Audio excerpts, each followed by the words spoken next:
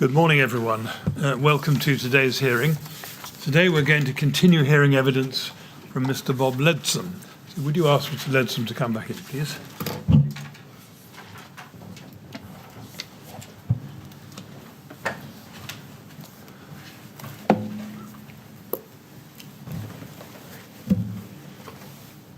Good morning, Mr. Ledsome. Good morning.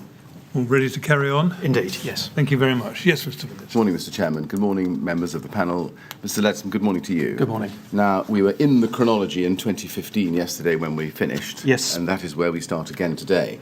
Now, just summarising a little bit of what I think you shared with us yesterday at the end, you didn't publish the discussion document before the summer 2015 recess. No. No. And I think you've also told us that there were delays as your plans evolved over the summer to locate the review of ADB within a wider review of building control. That's correct. Yes. Now let's go to your witness statement, please. CLG 301945, page 21, paragraph 77.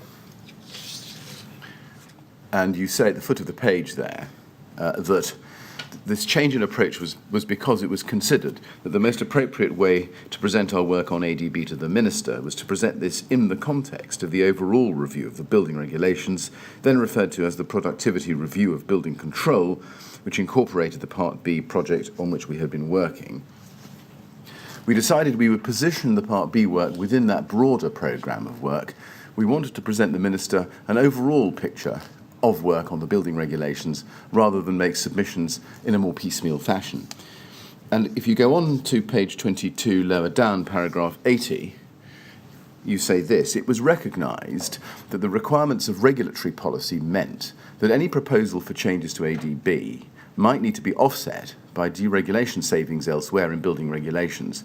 We therefore envisaged including within the productivity review a project on Part B issues which would bring together the outcomes of the research's reports together with the commitment to simplify ADB. Now, I've read two chunks to you there. Before I ask you about that, can I look with you at what Richard Harrell says about this topic in his statement? Of course. CLG 30194887, page 22, paragraph 80.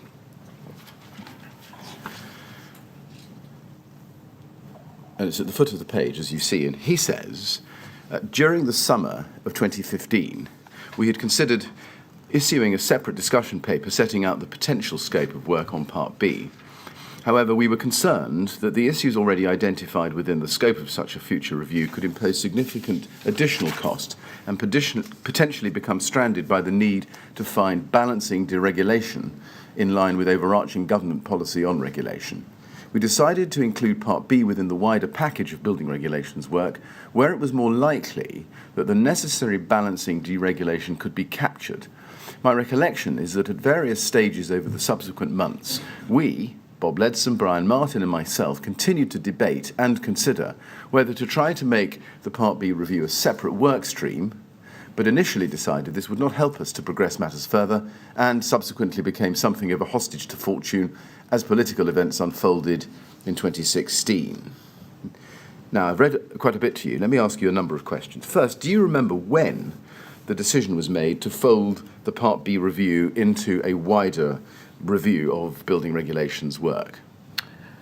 I would think that it probably would have been early to midsummer 2015, so at the time when we were thinking of the advice that we would be presenting to Minister Wharton, the substantive advice following that sort of forward look note that we just talked about yesterday. Right. Where did this idea come from? In other words, to subsume the review of ADB into a wider review? Well, I think this was as a consequence of the discussions which I had with Richard Harrell and Brian Martin, and indeed a discussion which we did hold in the summer with Sally Randall, who was my director at the time, and indeed Peter Schofield, the Director General at the time. Who made the decision? Well, it's got the reason I'm hesitating is because of my recollection. It was more of a sort of collective view that we thought this would be the best way forward, rather than an individual saying, "I have decided that we are going to do X." as I was head of division, then ultimately, I was the responsible person. So in that sense, it was my decision, but it wasn't a decision I just took off my own bat. I took it after a lot of consideration, as is described particularly by Mr. Harrell in his statement. Do you accept that locating the review of approved document B within a wider review of building control or building regulations generally would slow the process down, perhaps by some years? That was a risk. I accept that was a risk. I think that the way that we were expecting the programme to unfold is that there would be a programme of work with discrete projects within it. And obviously, the Part B element of that work programme we would have expected, and we're working on the basis that would be part of, at an early stage of the overall programme. Yes. But I accept that, and I think,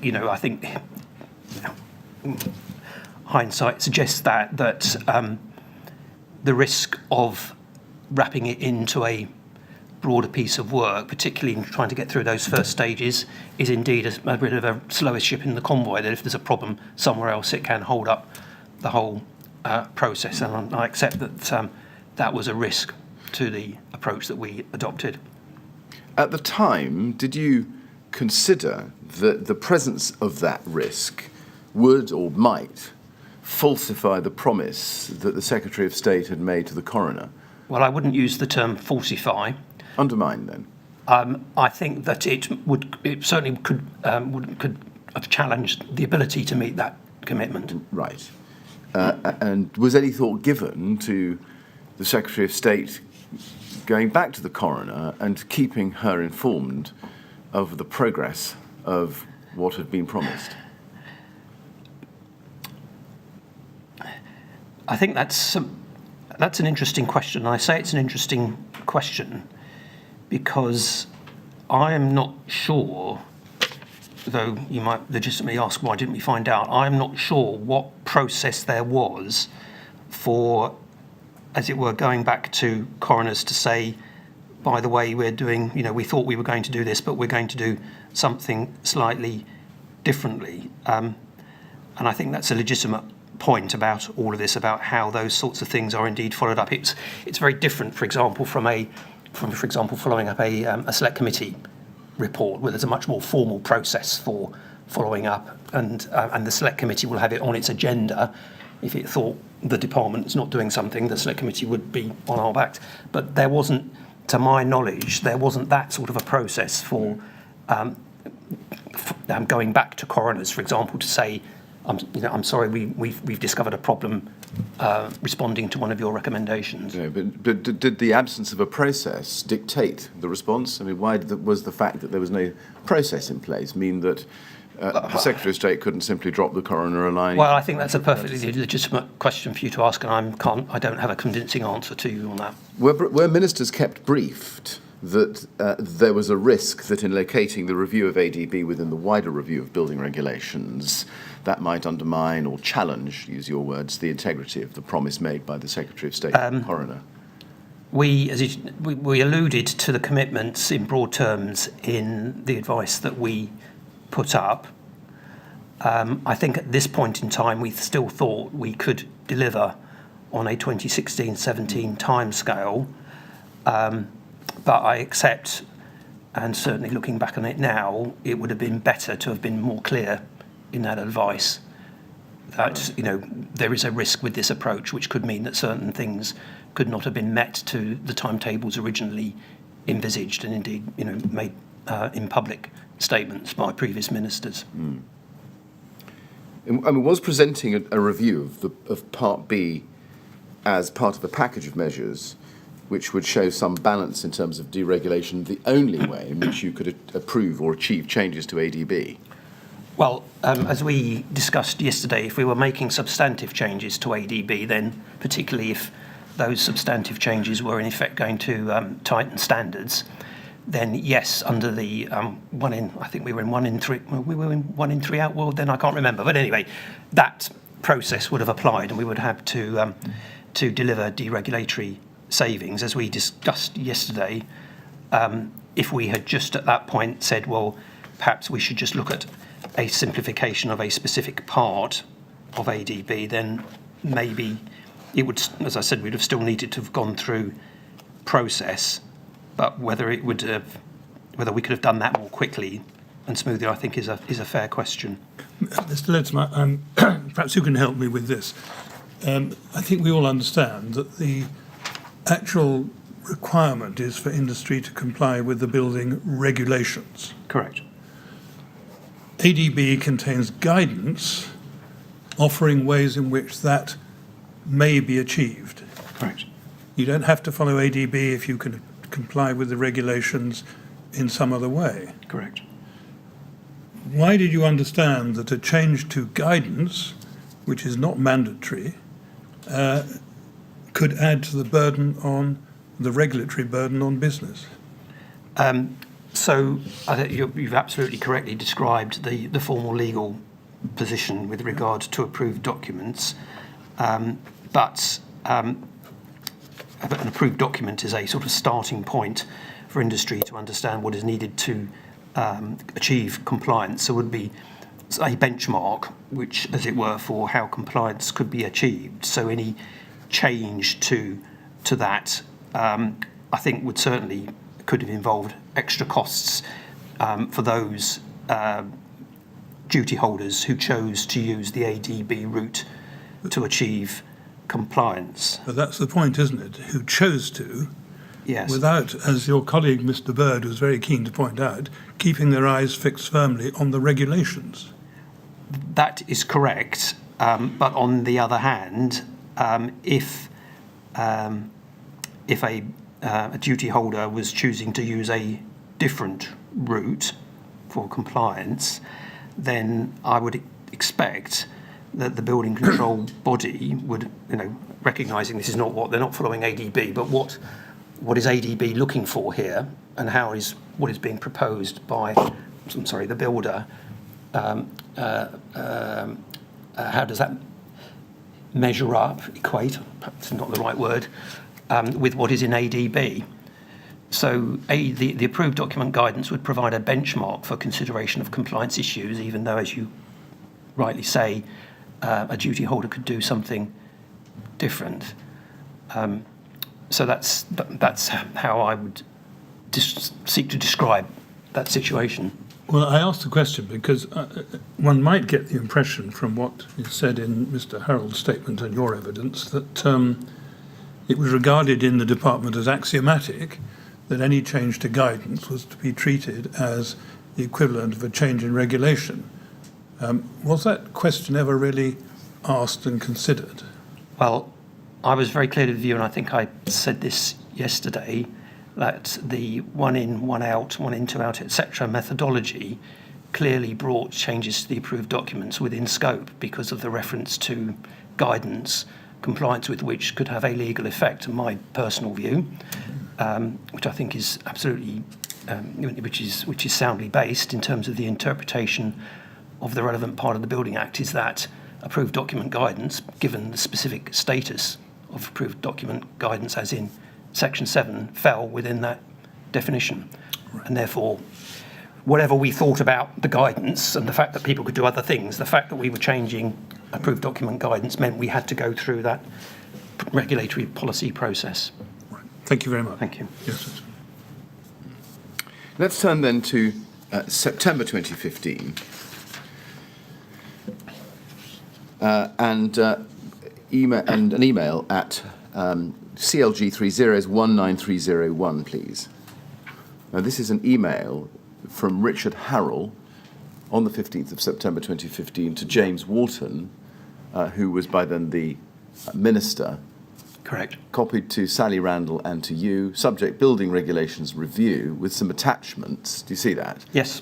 And particularly Annex B, which is described in the heading there as Building Regulations Productivity Review. And he says, Sarah, please see attached submission and accompanying annexes covering a wide-ranging programme to evaluate and implement reform of the building control and building regulation in England. And then if we go, please, to the attachment, which is at CLG 00019302,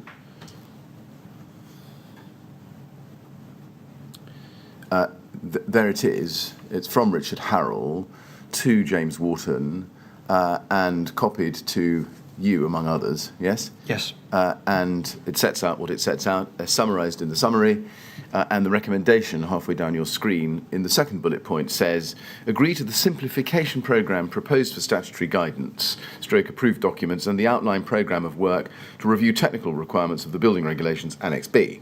Now, if we go to Annex B, we find that on page 7.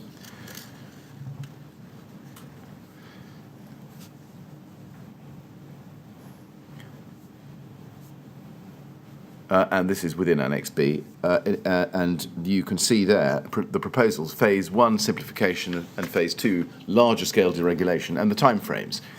And you can see the first phase, simplification, ends in October 2017, and larger scale deregulation, Phase 2, ends in October 2019. Do you see that? Yes.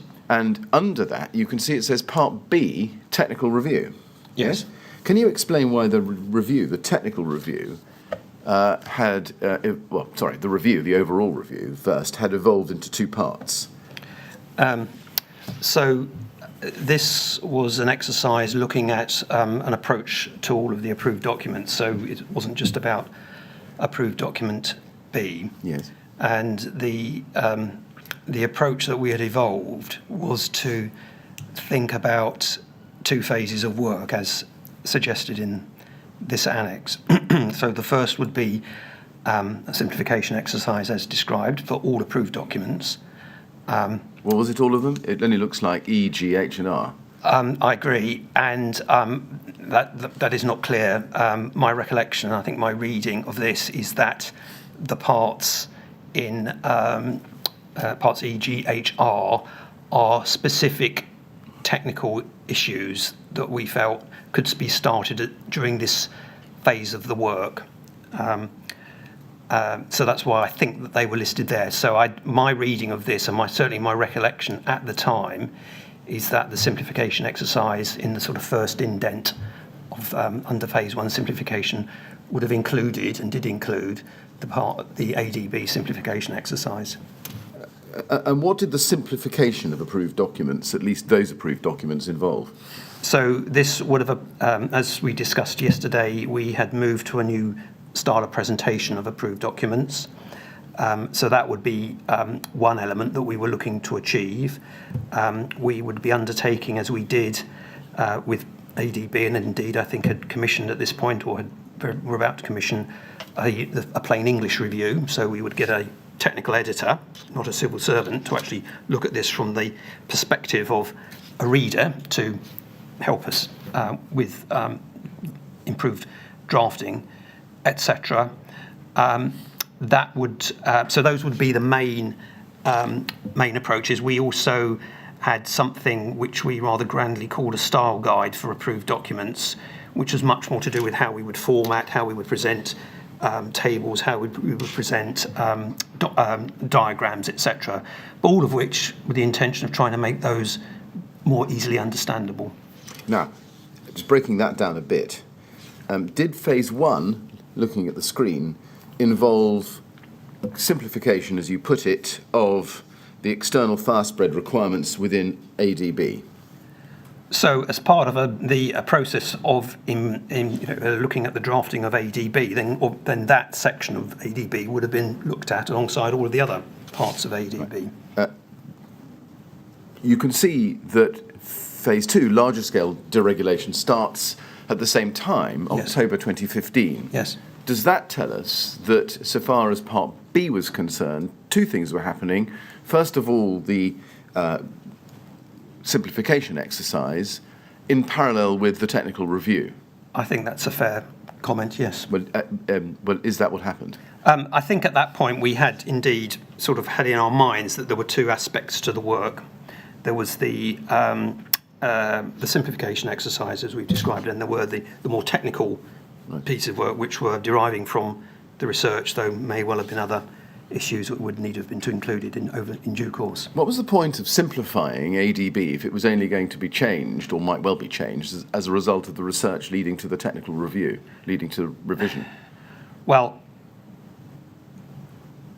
as I said, this is a programme for covering all of the approved documents. So we did think that there would be value in improving the presentation of existing approved documents, not making any substantive changes therein, but that there would be a benefit of doing that exercise, even if we would then come forward with more substantive changes at a later date suggested in the phase 2 work. I see. So did it work this way, that you would simplify approved document B as part of the entirety of the approved documents and publish them into October 2017, and then publish a new Part B following the technical review in October 2019, or by that date? Was that the plan? That, in broad terms, would have been the plan. Though I mean the dates, the dates October 2015. That 2-year period for simplification obviously covers all of the ADs, and they would probably, we'd have done it in a sequence. The reason I'm slightly hesitating here is because I think that if we had felt that actually there were some technical issues which actually for example, those which derive from the research programme, which actually we could do something about now, i.e. in the short term, because the evidence we've got from the research projects enables us to come forward with some properly based and soundly based proposals to do that.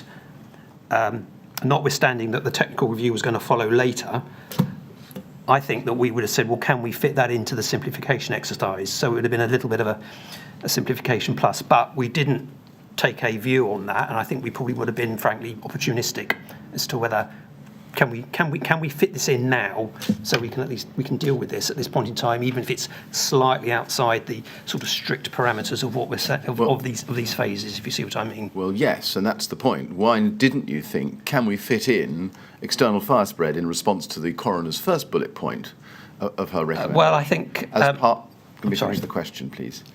As part of the simplification exercise. I'm sorry for butting in. So I think we would have expected to have dealt with the coroner's comments about improving section 12 as part of that simplification exercise. That would have happened, or certainly we would have looked at it as part of that phase 1 exercise, notwithstanding anything else we thought we might do in the phase 1 exercise, or indeed the phase 2 exercise. That was my recollection of how we thought, and that to my mind was the right way of approaching it. Right. On that basis, the date for delivery, is this right? The date for delivery of the promise made by the Secretary of State to the coroner was October 2017. In your minds, at the time, September 2015? Not necessarily, because that simplification process was meant to cover all of the approved documents. So I think that we would, although it's not explicit in this plan, we would have looked at the approved documents to see where there would have been a sequence of simplified documents, and for example, we had started work on approved document B, for example, in the way that we would not have started work on some of the other approved documents. So approved document B would have been at the front end of that programme, exactly when it would have been published. I think my view, and I have thought about this, is at this point in time, I think there was still, in my mind, I think the spring 2017 deadline as per the Lacanau commitment was still deliverable. It was tight, but it was still deliverable for that simplification. Well, how did that fit in? How did the delivery of the promise made by the Secretary of State, 31st of March 2017, fit with the timescales identified in this document here, which take you to October 2017 at the earliest? Because that is a 2-year time frame covering everything that is covered in that first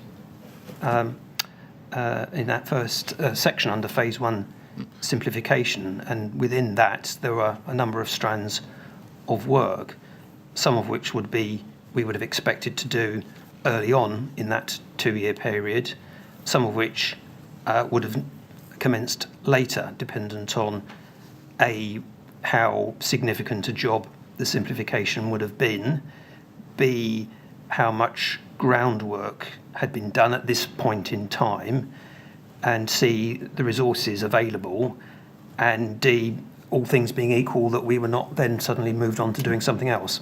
Now, let me show you something a little earlier in this document, because to be fair to you, there is a reference to Part B. But if you go back a page to page 6, in the light of the answers you've given on timetabling, perhaps you can help. Under the heading Proposed Programme of Work, paragraph 10, it says in the second sentence, the Building Regulations and Standards Division is already committed in principle to a number of activities, specifically Part B, fire safety. The previous SOS committed to undertaking review and simplification of Part B following the Lacknell House disaster, which was critical of the clarity and format of existing guidance, which it was suggested contributed to a number of deaths. There are also a number of technical issues which recent research identifies as requiring attention in order to protect life safety. Now, what were the technical issues which recent research had identified as requiring attention in order to protect life safety? These would have been those issues which derived from the 7 work streams which we talked about yesterday. I see, but that excluded, didn't it, as we've seen, bullet point 1 of the recommendation made by the coroner, external fire spread? Because, as I think we discussed yesterday, that was of a different order to the issues for which the research had been undertaken. The issues for which the research had been undertaken were those where I think I said we weren't quite sure what the question was before we knew what answers we might need, as opposed to the issue about clarifying section 12, which I think was of a different order in terms of that's about improved communication rather than going back to first principles. Is the approach fun? I see. I think I see. Just help me. Have I got this right on the basis of everything you've said on this document so far? That there were 2 things in play. The first was addressing the coroner's recommendations arising out of the Lacknell House fire. And the second was the technical issues forming the 7 work streams. Correct. That's what this says. And then when you go to the phases, simplification, and then, as we can see from the next page, page 7, the larger scale deregulation, Part B technical review, is it the case that the Lacknell coroner's recommendations would fall into the simplification exercise, and the Part B technical review was the 7 work streams? Yes. Right. Yes, I think yes. I see. And that is how one is supposed to understand this document, even though Part B isn't referred to under the simplification exercise phase 1. That is how this document was meant to be understood, and I think we obviously could have made that clearer. I mean, I think we perhaps made an assumption which was misplaced about that it was obvious what we were talking about. Right. Now, if the response to Lacknell was simplification only and required no further technical review, why did that engage the 1 in 2 out policy as it stood at the time, which, to remind you, ran from 2013 to 2016? So it engaged the 1 in 2 out policy because it was, as I've described in answer to the chairman's question, it was a change to guidance. But pause there. It was simplification.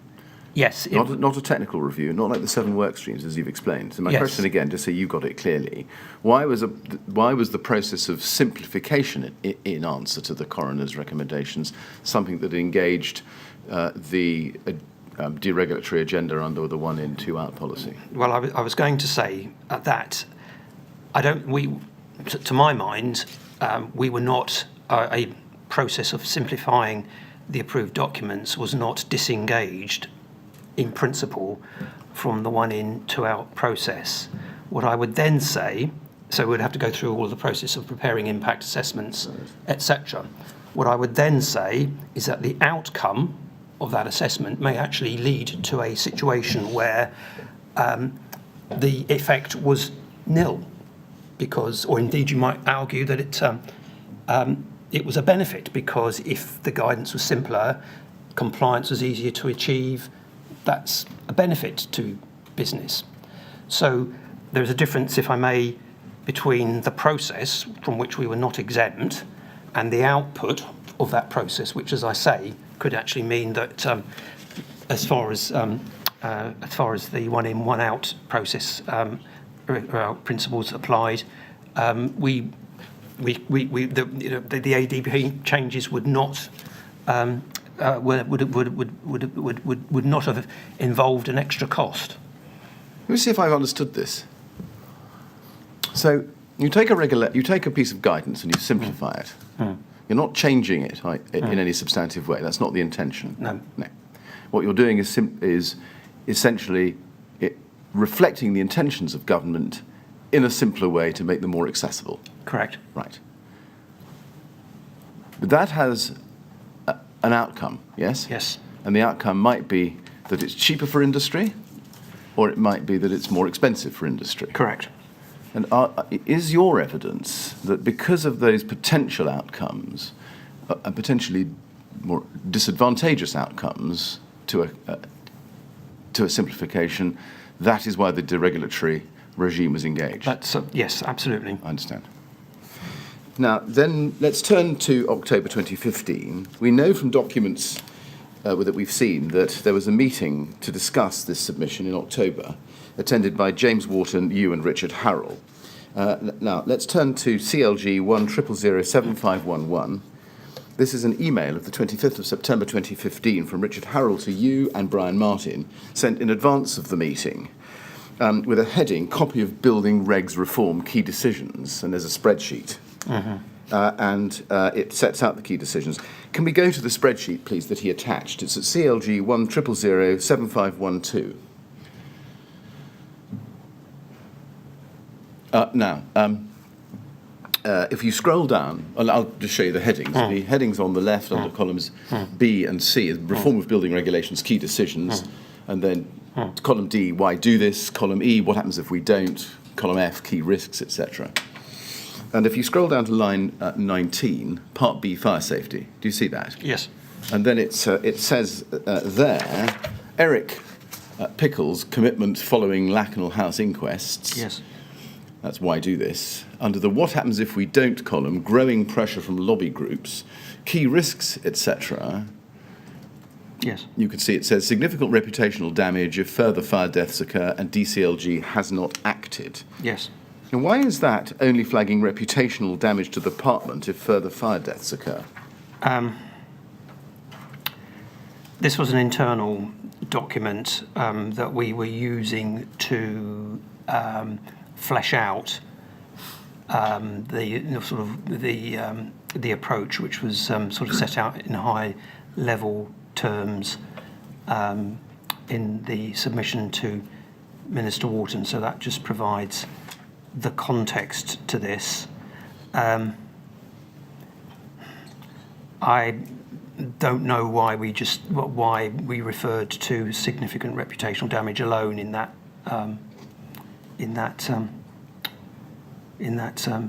box of the spreadsheet. I mean, it can't have been the only concern. No, I accept that, of course.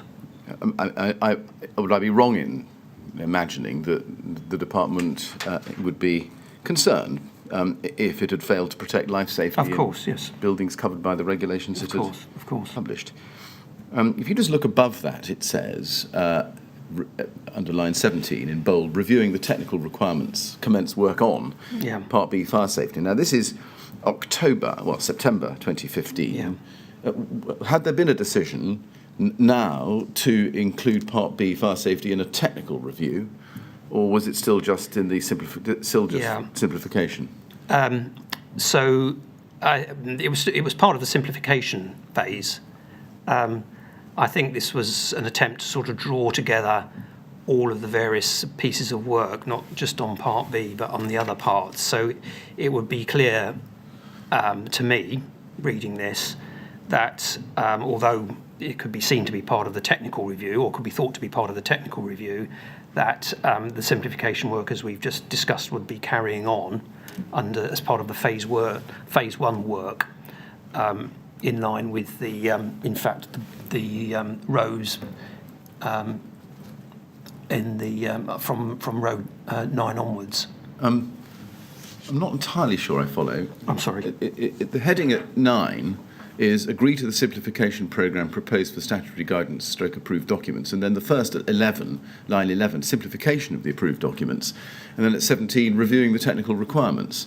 It looks as if simplification was addressed at lines 11 to 15, but technical review from 17 onwards, which would include Part B.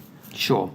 Sorry, I was rather clumsily trying to make the point that although it looks as if this spreadsheet is placing the commitment to simplify ADB as part of the technical work stream, I was very clear in my own mind that it was part of that, i.e. the sort of first part of the review which you identified earlier was part of the simplification process. This, I think, was just a shorthand for us to ensure that we had captured and got in one place all of the various issues that we were going to look at or needed to look at, thought we needed to look at across that whole programme of work. Right. Was it made clear to the Minister that Part B was to be the subject only of the simplification exercise and wasn't itself needing a technical review, at least not in respect of the recommendations made by the coroner?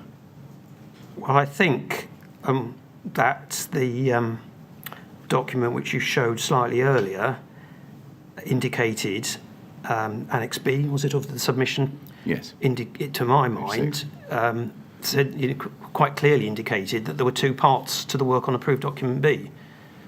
The part on the simplification as per the commitment by Secretary of State Lord Pickles, and then the technical work. And that still stood. Now, as I say, this was an internal document. This document, to my knowledge, we didn't show to, or didn't feel the need to show to the Minister, because this was about us getting our thinking absolutely clear about how the whole programme of work might evolve. And so forgive me, perhaps, I mean, there was some shorthand which, looking at it, I can absolutely understand why conclusions could be drawn from it. But what I'm saying is that we knew what we were thinking about at that time, and the thinking was reflected in the advice we provided to Minister Wharton, rather than that we'd suddenly changed to do something different as per this line in this spreadsheet. Right. You say you knew what you were thinking at the time. I mean, the slight difficulty we have looking at the documents is that they're not entirely consistent, are they?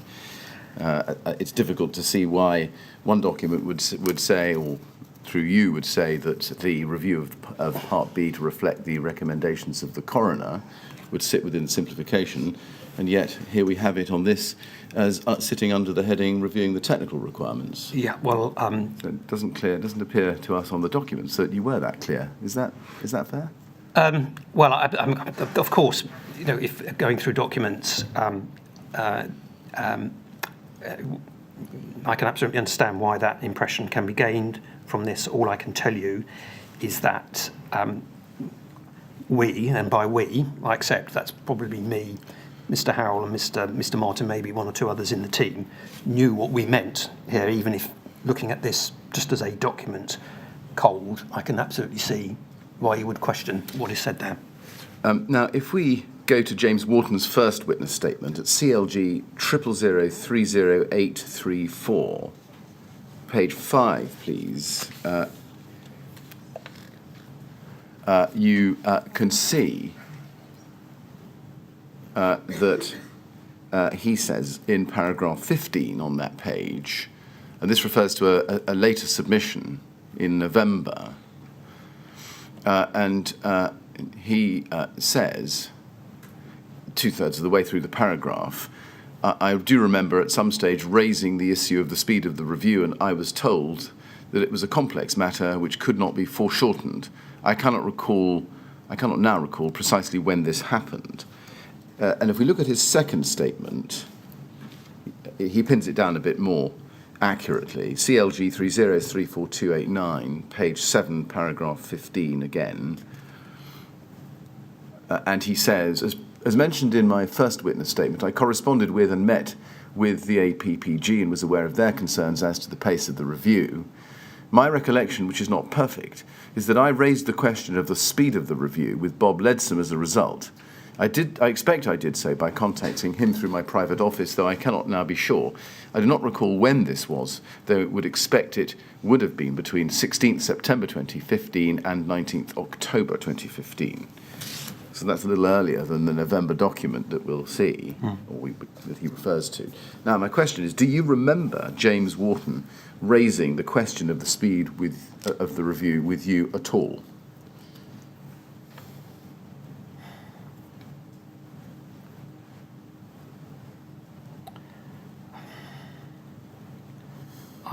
I'm afraid I cannot recall that, but I absolutely accept what Minister Wharton says here. It's the sort of question that he may well have raised with me. So I accept his recollection. Do you remember your response? Well, I think my response would have been as per what is said in paragraph 16 of his statement about the complexity of the range of factors that we needed to address within the review. Whether I would have, at that point in that conversation, briefed him on the distinction as between the sort of phase 1 and phase 2 work, I cannot recall. It would have been helpful if I had, clearly, but I don't know whether I did or not, I'm afraid. I cannot recall. Can we go back to his first statement then, please, that we looked at a moment ago, CLG 3030834, page 5. If we go over the page to paragraph 17, page 6, we were on page 5, we saw paragraph 15. And if we go to page 17, at the end there, he says, it is worth mentioning, however, this is 4 lines up from the foot of the paragraph, it is worth mentioning, however, that I do recall asking the building regulations team whether the review could be completed more quickly, but it was explained to me that it was a complex and inherently lengthy process that could not be foreshortened, and that it was in hand, and I accepted this. Now, do you remember telling him that? Well, I don't know if this is about specifically the Part B elements of the review or the review as a whole. We certainly would have discussed the overall plan because we met with Minister Wharton, as you will know from the evidence, to discuss it with him. I'm trying to recall whether we distinctly in that conversation talked about Part B as opposed to the review as a whole, and therefore whether his statement here refers to the review as a whole or the Part B element of the review. I would fully accept if his recollection is that he asked about Part B, and that is the reply that he received, then I would accept his recollection of that conversation. And if it's correct that he was told that it was in hand, that wasn't entirely true, was it? Well, it was.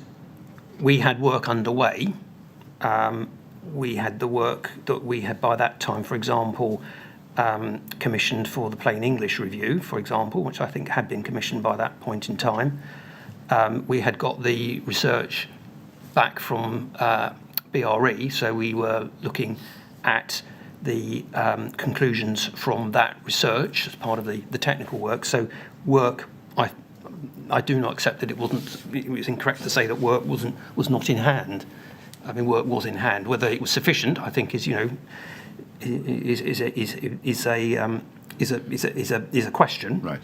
Do you remember spelling out to the minister or anybody else in these meetings or in documents spelling out to the minister that the review, at least of Part B, was in hand to the extent only of the plain English review having been completed and the BRE research having come in? I cannot recall whether we would have gone into that. If it were me, whether I would have answered that question precisely as you've suggested, I I don't know. I might have just referred to it in general terms as to give him a sense of generally where, how the work was progressing and where we thought we were going. Yes.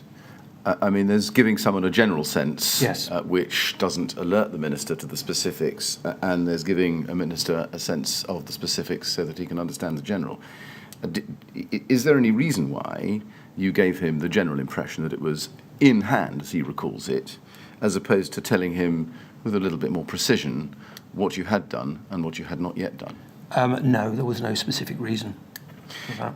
Now, can we go to CLG 1000794, please?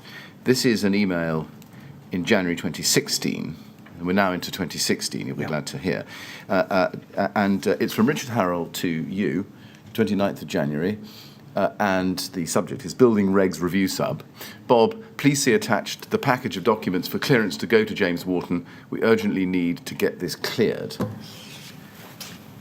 And then it goes on. The discussion document itself is already well progressed, and we should aim to have a further submission, the final draft, and write-around letter ready to go up to ministers as soon as we get a reply to this sub.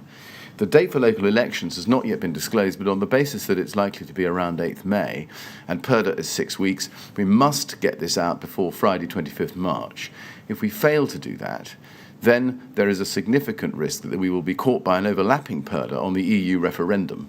In the case of both PERDAs, we are captured by policies relating to local authorities and Europe, so would be unable to argue the case for publication in those periods. Did you understand that need for urgency? Yes. Yes. Then we move into April of that year. Can we go to CLG 30193444, please? Yes. What I'm showing you here is the 1st of April 2016 submission to James Wharton from Richard Harrell, cleared by you. Yes. Title, Simplification of Building Regulations and Building Control Systems Next Steps. Yes? Yeah. And timing, as you can see at paragraph 2, normal course of business, but an early response will enable us to do the work to allow, if you decide, publication of the discussion document in early May. Yeah.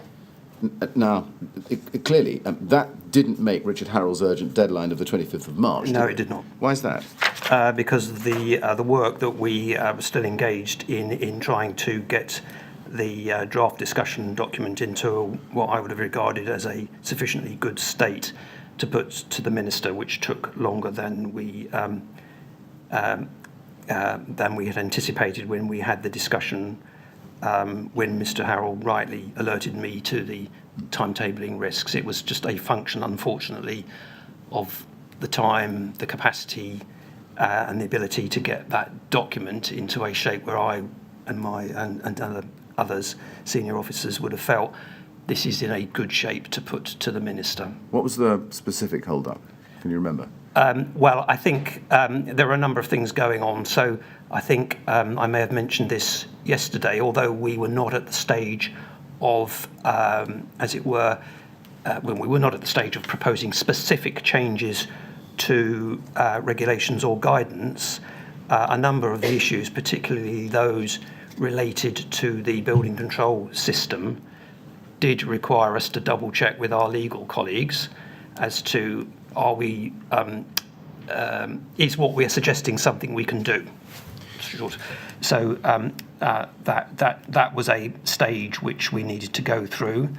I wanted at that stage also to ensure, as did Mr. Harrell, actually Mr. Harrell suggested this and I agreed with him, we wanted to make sure that the range of technical issues that we were suggesting needed to be addressed across the whole suite of the building regulations had been absolutely nailed down and were well based with the technical team.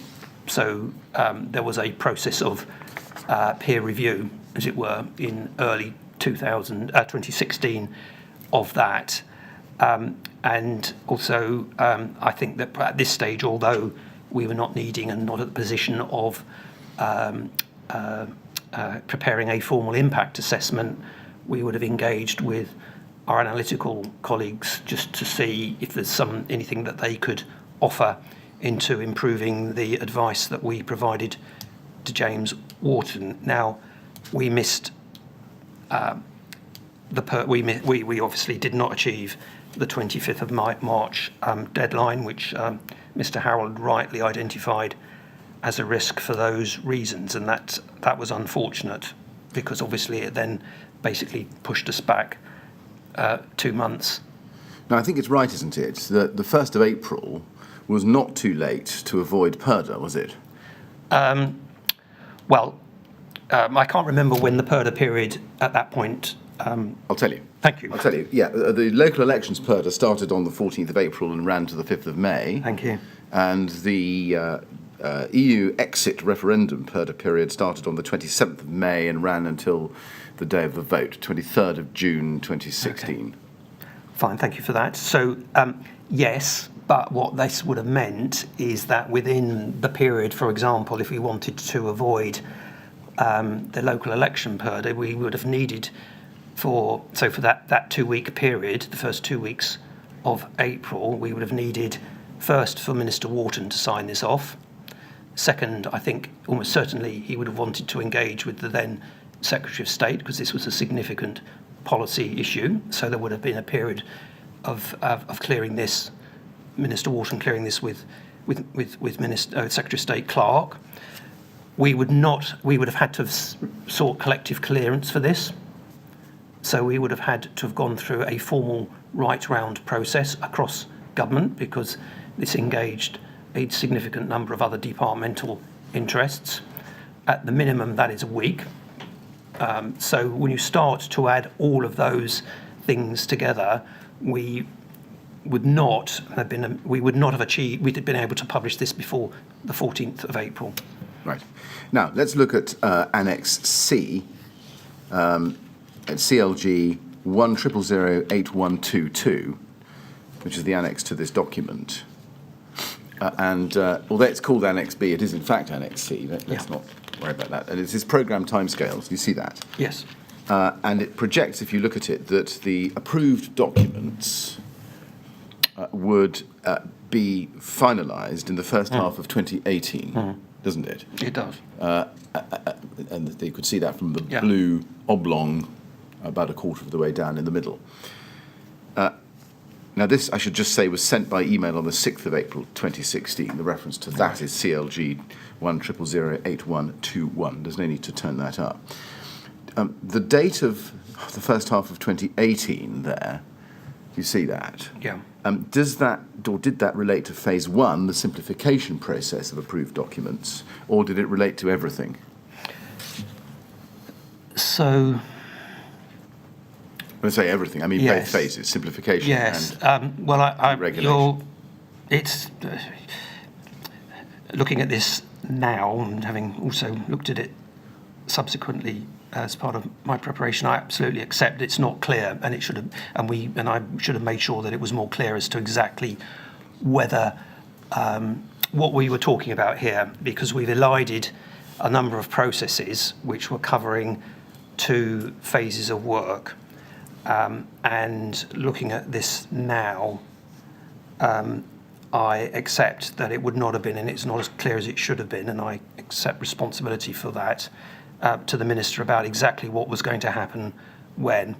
I think it probably would have been too much detail to have drawn up a similar, something like this for every individual project, but it could have been clearer. Well, what would the answer have been if you'd been asked by James Wharton the following question? Thank you very much for your Gantt chart here. When is the date by which the document ADB will be produced, revised in accordance with the promise made by my predecessor to the coroner? Well, if you'd asked me that question, then I would have said the commitment is 2016, 2017. Indeed. But on this document, when do I see that date moved to? Sure. Well, on the way this document is presented, then it would be either in the sort of 2017/2018, if you were, just looking at this document. Well, looking at this document, what tells me that the recommendation, the promise made to the coroner to respond to her recommendation in respect of the review of approved document B would be delivered by, or in 2017. This document doesn't. No. So what would the answer to the Minister's question have been? Well, the answer to the Minister's question would have been, as I was describing, that there was a commitment 2016, 2017. At this point in time, there was still, I think, a chance that we would have achieved that deadline with the simplification work. I know that this does not say that. It would have been very, very difficult. If we'd had that conversation, if I may continue, if we'd had that conversation, I would hope that I would say to the Minister there is a significant risk to that timetable. I would say that, this timetable is trying to cover a lot, and perhaps covering too much doesn't capture all of the nuances. And I would hope that I would have said to the Minister, should we review the commitment, and what do you want us to do? Do you want us to basically throw everything at that commitment to try and achieve it, which would have had knock-on effects to the rest of the programme, or do you want to review that that commitment and think about whether, in the light of experience, we need to go back to the coroner or make a statement that to the effect of, regrettably, that timetable has slipped. I didn't do that, and I accept that that is perhaps something I should have done. It would have been my job to do that sort of thing, and I missed that.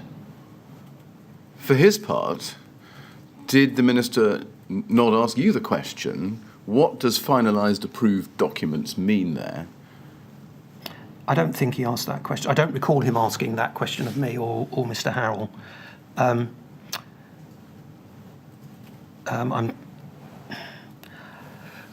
I'm trying to recall whether we actually discussed this. I know there was some feedback from the private office on the submission, but I'm not at all sure, given the timetables and the elections that were happening, whether we actually discussed this submission and this timetable face-to-face with Minister Wharton at that time, but I'm happy to be corrected if there are documents which suggest otherwise.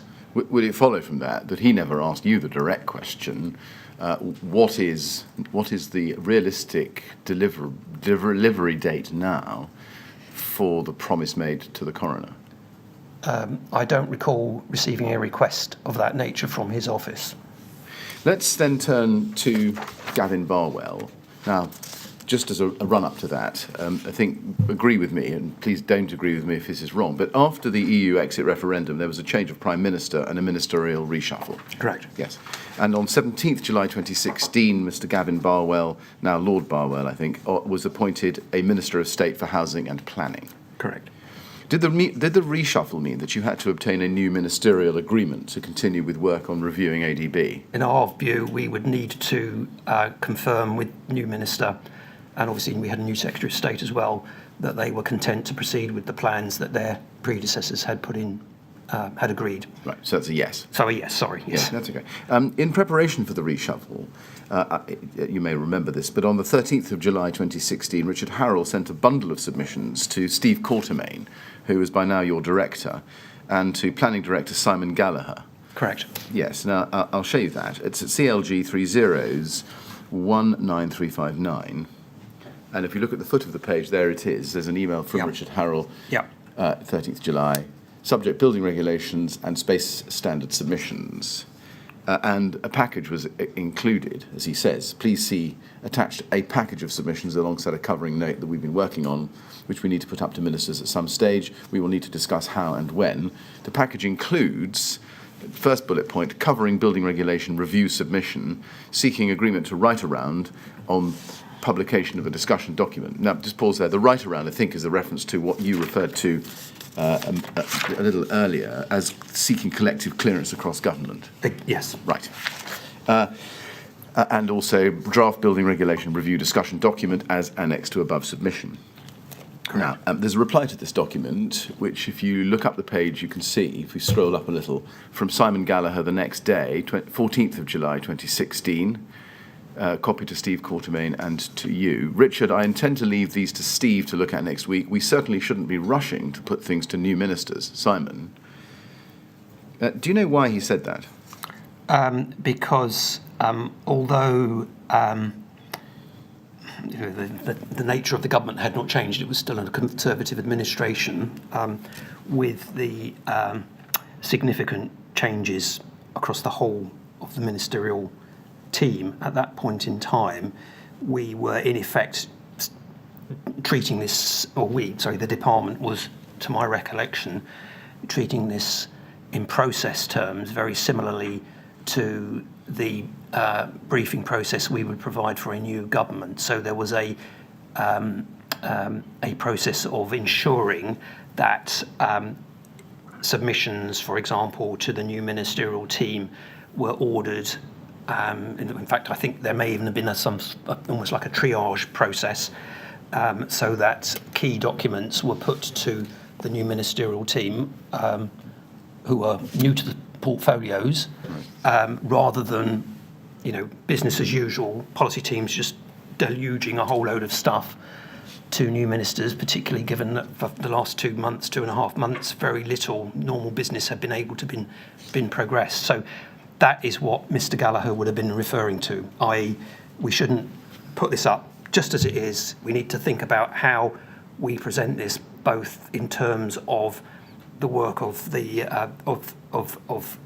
planning directorate as a whole, because we were at this point part of the planning directorate, plus ensuring that it's is fully taken forward or fully considered within that sort of overall corporate departmental process. Right. Now, the decision to treat this reshuffle as if it were a change in government, whose decision was that? Was that made at senior echelons of government? Very senior echelons, yes. But outside, in other words, it covered all departments? Well, it covered the whole of the department. I don't know how other government departments treated this, but my recollection is that within MHCLG, this was the approach which we were asked to adopt. Across other departments within? Oh, yes, yeah, absolutely, yeah. I see. Sorry, I'm within departments in my term, I think the directorates and other divisions within the department, but within MHCLG, yes, my recollection is that we had this process, we were expected to follow this process, and to be honest with you, I think if we probably had just put something up, I think there's a good chance the private officer would have just said, well, hang on a minute, I'm just not putting this in cold to the new minister. It needs to be considered as part of that broader briefing process. Why was it any different in substance, though, from an ordinary reshuffle? For example, the reshuffle that had put, I don't. These decisions are taken above my pay grade, so I'm sorry, I can't. You can't. All right. I can't answer that question. Given the extensive delays of the previous 3 years, why was this package of submissions not brought to the minister's attention as a matter of urgency and explaining the urgency? I'm not in a position to discuss the relative priority of this piece of work as opposed to other priority pieces of work. The view was taken that it needed to be held whilst the department worked through and agreed with the new ministerial team how they wanted to conduct business. So that was why it was not put up until late after the summer break. Yes. And we're now more than 3 years since the Secretary of State's promise to the coroner. It appears certainly from Simon Gallagher's remark here and from more general matters that there was a complete lack of urgency within your directorate of getting on with this project, notwithstanding the promise that had been made by the Secretary of State.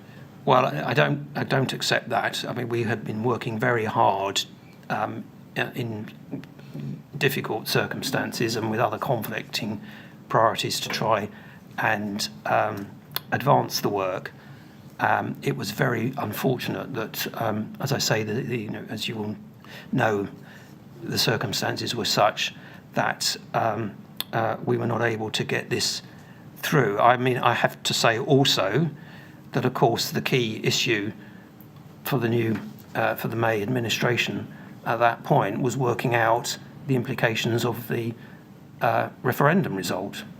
So in my team, we had two significant pieces of European-based legislation. One, the Energy Performance of Buildings Directive, and secondly, the Construction Products Regulations. So the key thing actually at this point in time, because I remember I needed to advise us to work on this, was to be able to advise ministers on what Brexit meant for those two pieces of legislation in terms of what we would need to do in terms of implementing the referendum. So there was a lot else happening of great import at this point in time. Well, you say great import. Can I just get a feel for the extent to which the need to devote your directorate's resources to, as you put it, working out the implications of Brexit had an impact on the ADB revision project? Well, there is only so much time that people would have available, and particularly my time, and also Mr. Harrell's time. We were the senior officials in this area, and if we are asked to provide urgent advice, for example, on or contribute to urgent advice on the implications of the EU referendum for legislation in your area, then of course we would respond to that. And unfortunately, that meant that we would not then have the time for other things. That was unfortunately the way of where we were at that point in time.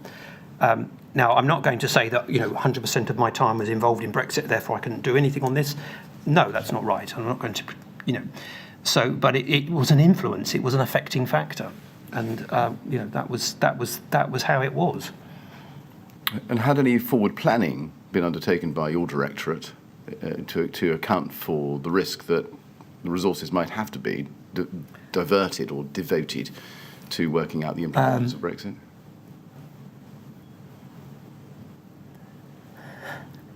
I'm smiling a little because there was very,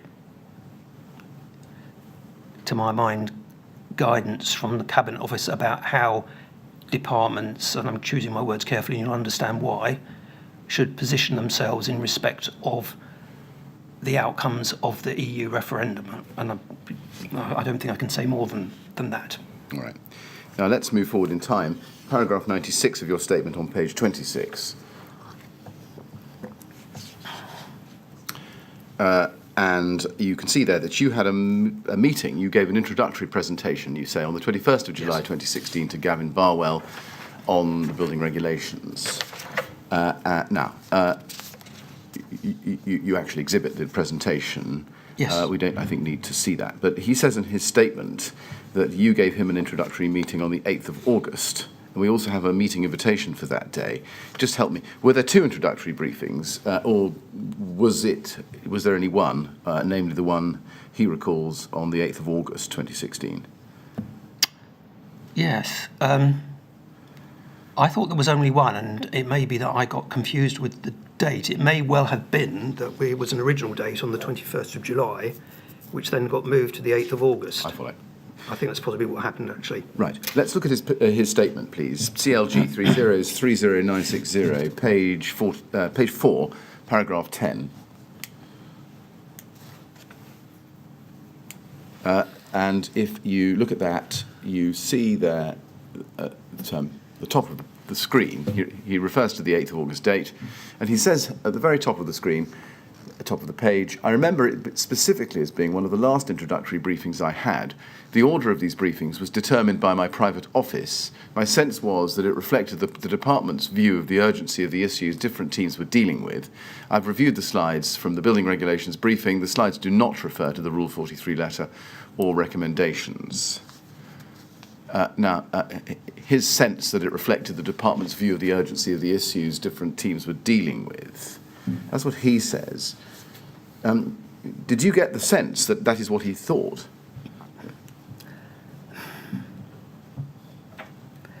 I think I can't answer, obviously, for what Minister Barwell thought.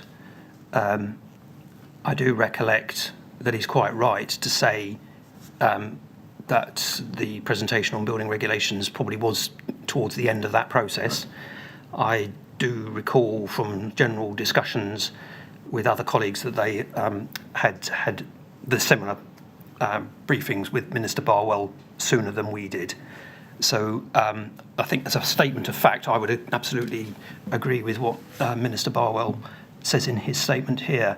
As to what that meant in terms of the department's view, I don't think I can comment on that. Right. Let's look at CLG 30193661. These are the slides that I think you sent on building regulations and energy performance of buildings for the purposes of discussion during that meeting. Yeah. The email is dated the 21st of July 2016. Oh, that may be where the confusion has arisen. Maybe, yes. Yeah. And it says, please find attached slide pack on building regulations to discuss with our Minister at our introductory meeting on Monday. Now, the Monday would be the 24th of July. Oh, that's why. Obviously, that meeting was then moved. Right. But you then go on to say, and I should say this is your email to Gavin Barwell, I do not propose to go through the slide pack in detail on Monday, but to highlight the key points about the regulations and systems and to give an overview of the key issues which we will want to discuss with the Minister over the coming weeks and months. Happy to discuss. Bob? Yes? Yep. Yes. Now, let's look at the slide pack, please, at CLG 30193662. Now, it's a document of some 9 pages long. If we really showing you this in order to demonstrate a negative, that we can't find anything in this document that contains a reference or indicates the Lakanal House inquest or the recommendations or the Secretary of State's commitment to review ADB in response to the recommendation. I accept that because I looked at this morning and I agree. Right. Do you know why that was? As you'll have seen from this slide pack, we were trying to cram in a lot of information across a wide range of issues. So inevitably, there was the need to elide a lot of issues into sort of simple bullet point statements. And I'm sure you'll go to the page. There was within the way this was set out, as you know, there were sort of 4, as it were, sub boxes, and there was one smaller box which sets out future issues for discussion. And there were general references in there, including, I think, to the building regulations review. But I fully accept, because they're sort of statement of fact, that there was no reference to the Lakanal House coroner's recommendation in that presentation. Yes, thank you. Do you remember raising the Lakanal issue, the Secretary of State's promise, nonetheless, orally with the Minister when you met him on the 8th of August? I cannot recall, but it was a high-level presentation. My recollection is that we probably spent most of the time actually explaining how the building regulations worked, so that he had a general understanding of the background to the detailed material he would then follow in detailed submissions. So unless Minister Barwell recollects otherwise, then I think it's possible that I did not mention it. Right. Now, you say in your statement, we don't need to go to it.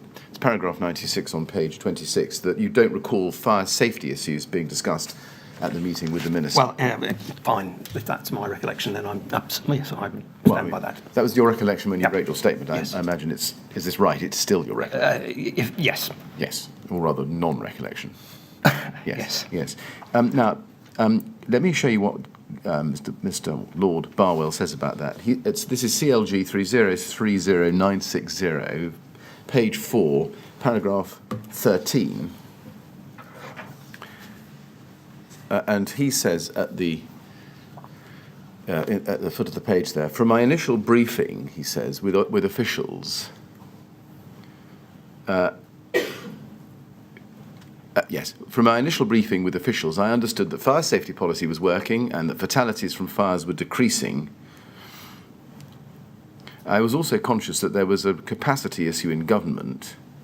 Given the clear steer I had been given by the Prime Minister that the key priority was addressing the housing supply crisis, I accepted the advice I was given that the outstanding issue would be dealt with as part of a broader review of building regulations as soon as the Housing White Paper was published.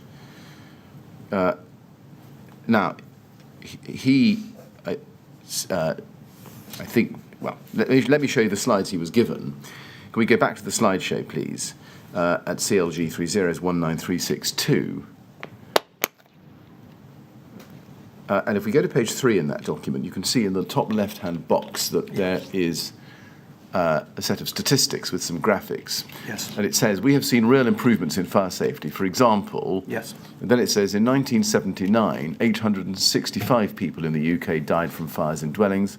30 years later, this number had fallen to 353.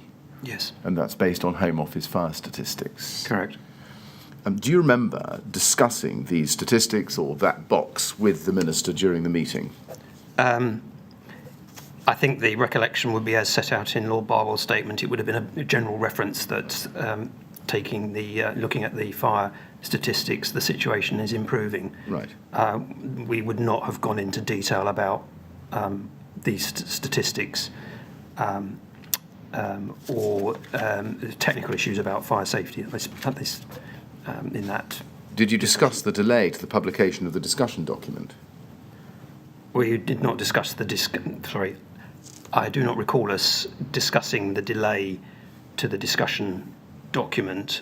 I think as the presentation sets out later, there was a reference to this was something that we would need to run past, to seek your agreement to, and we would have mentioned, I would have mentioned that explicitly, but I don't think I would have gone through the detail of what that would have covered. So I think it's unlikely. In fact, I'm sure that I would not have, for example, referred specifically at that point to the Lakanal House coroner's recommendations and the commitment given by Lord Pickles. Does it follow from that you did not impress on Gavin Barwell the urgency, the need for urgency of the review of approved document be given the time frames promised and the date you were having this meeting?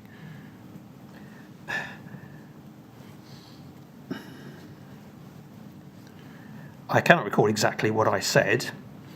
I would have said that we are wanting to move ahead with this. I would have said that it was something that I would have said it had been something that we had been working on quite significantly with Minister Wharton. So it was, there was a developed product for him to review rather than starting from scratch. I would not have said we need to get this out next week, Minister, because it would not have been my place to say that. As I said, I don't recall mentioning the Lakanal House recommendation as an imperative at this point in time. So that is my recollection and my expectation of the way I would have presented this to Lord Barwell at that meeting without, as I say, being absolutely clear, having an absolutely clear recall.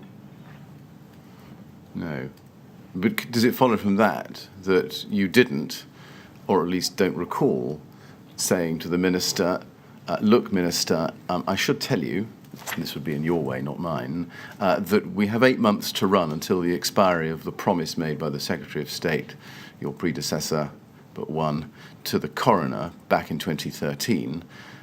We are in very grave danger of missing that deadline. You should know that. I accept that I would not have said that in those terms at that meeting. But but accounting for differences in expression, can you explain why you didn't bring that point home clearly to the Minister?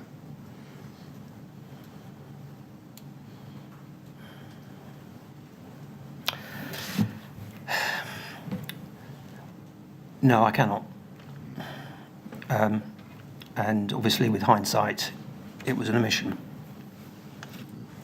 Now, can we go then to, I'm afraid, slightly back in time, late July 2016, CLG 100008356.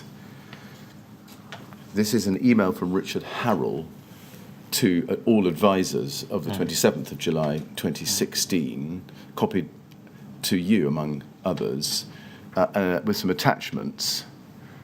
And the subject is forward, historical research reports. Are you happy for us to start publishing them, please? And Richard Harrell says, I recognise that there will be a great deal going on in SPAD's office at the moment, but I wanted to ask whether there is any possibility of confirming clearance to publish building regulations research reports that we have previously discussed. See email trail below. Some of these reports are attracting political interest, electrical safety in particular. Others raise important technical questions where we need to be discussing solutions with industry, Part E, sound insulation, and others have life safety implications, Part B, fire safety. Some of these reports have been awaiting publication for 18 months. Jacob cleared them for publication shortly before the referendum, etc. And then he goes on, we do not believe the publication of any of these reports is likely to be of importance or interest outside specific trade sectors and overall are low risk. These are very important to our work. However, and then this is in bold and underlined, is there any way we can agree an August publication date, preferably in one group? Happy to come and speak and discuss with new SPADs if that would be of benefit. Now, going to what he says in the second paragraph there, life safety, which parts of those reports had life safety implications? So he would have been referring there to the work stream reports, which we've discussed previously. So not the, as it were, simplification exercise on ADB and particularly external fire spread? Not that, because that was not covered by the research programme, because as I said to you earlier, that was not something we felt we needed to research. These were the various Part B related work stream reports. I see. These are the 7 work streams, yes, but not the response to the coroner's record. Correct. I follow. Now, Mr. Chairman, is now a convenient moment. Yes, if that's convenient to you, Yeah, Mr. it is. Willett. Well, it's time we had a short break, I think, Mr. Ledsome. We'll have one now. We'll come back, please, at 22:12. And as before, please don't talk to anyone about your evidence while you're away from the room. All right? Thank you very much.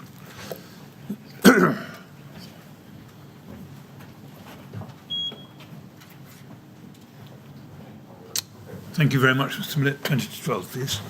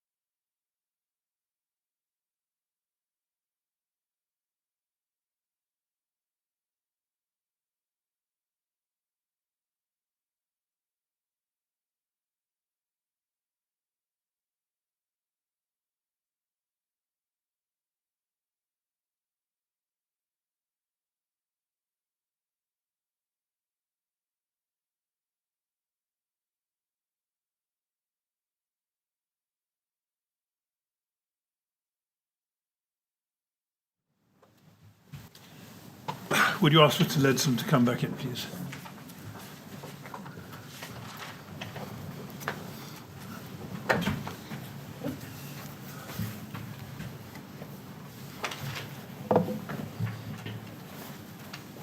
Very good. All right, Mr. Ledsome? Yes. Good. Thank you. Yes, Mr. Thank you, Mr. Chairman. Mr. Ledsome, it's right, isn't it, that Steve Quartermain became director responsible for the Building Regulations and Energy Performance Team, BREP, in June 2016, I think.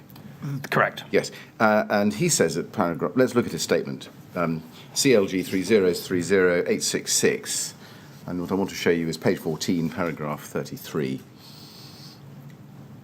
And he says here, under the question, did you consider that decision to relate in any way to concerns as to a delay in taking forward the Rule 43 recommendations arising from the Lacknell House request? Inquest. Inquest. And the decision relates to something in an earlier email, which I may show you. But what I want to show you here is the second and third sentences. He says this: the team had been acting on a previously agreed programme of work, and since taking over in June 2016, I had recognised the implications of not getting on with the review of Part B once this was brought to my attention, and was trying to help them move things on quickly. Now, if we go back in his statement, please, to page 5, he also says this at paragraph 17. The work referred to in question 3 predates my period of management of the BREP team. I was unaware of the coroner's Rule 43 letter until autumn 2016, when Bob Ledsome raised it with me as part of a one-to-one discussion where he was briefing me on work in progress. At the time, Bob raised concerns about getting ministers time to allow them to press ahead with the review programme. Now, first, can you explain why Steve Quartermain was only made aware of the Rule 43 letter in the autumn of 2016?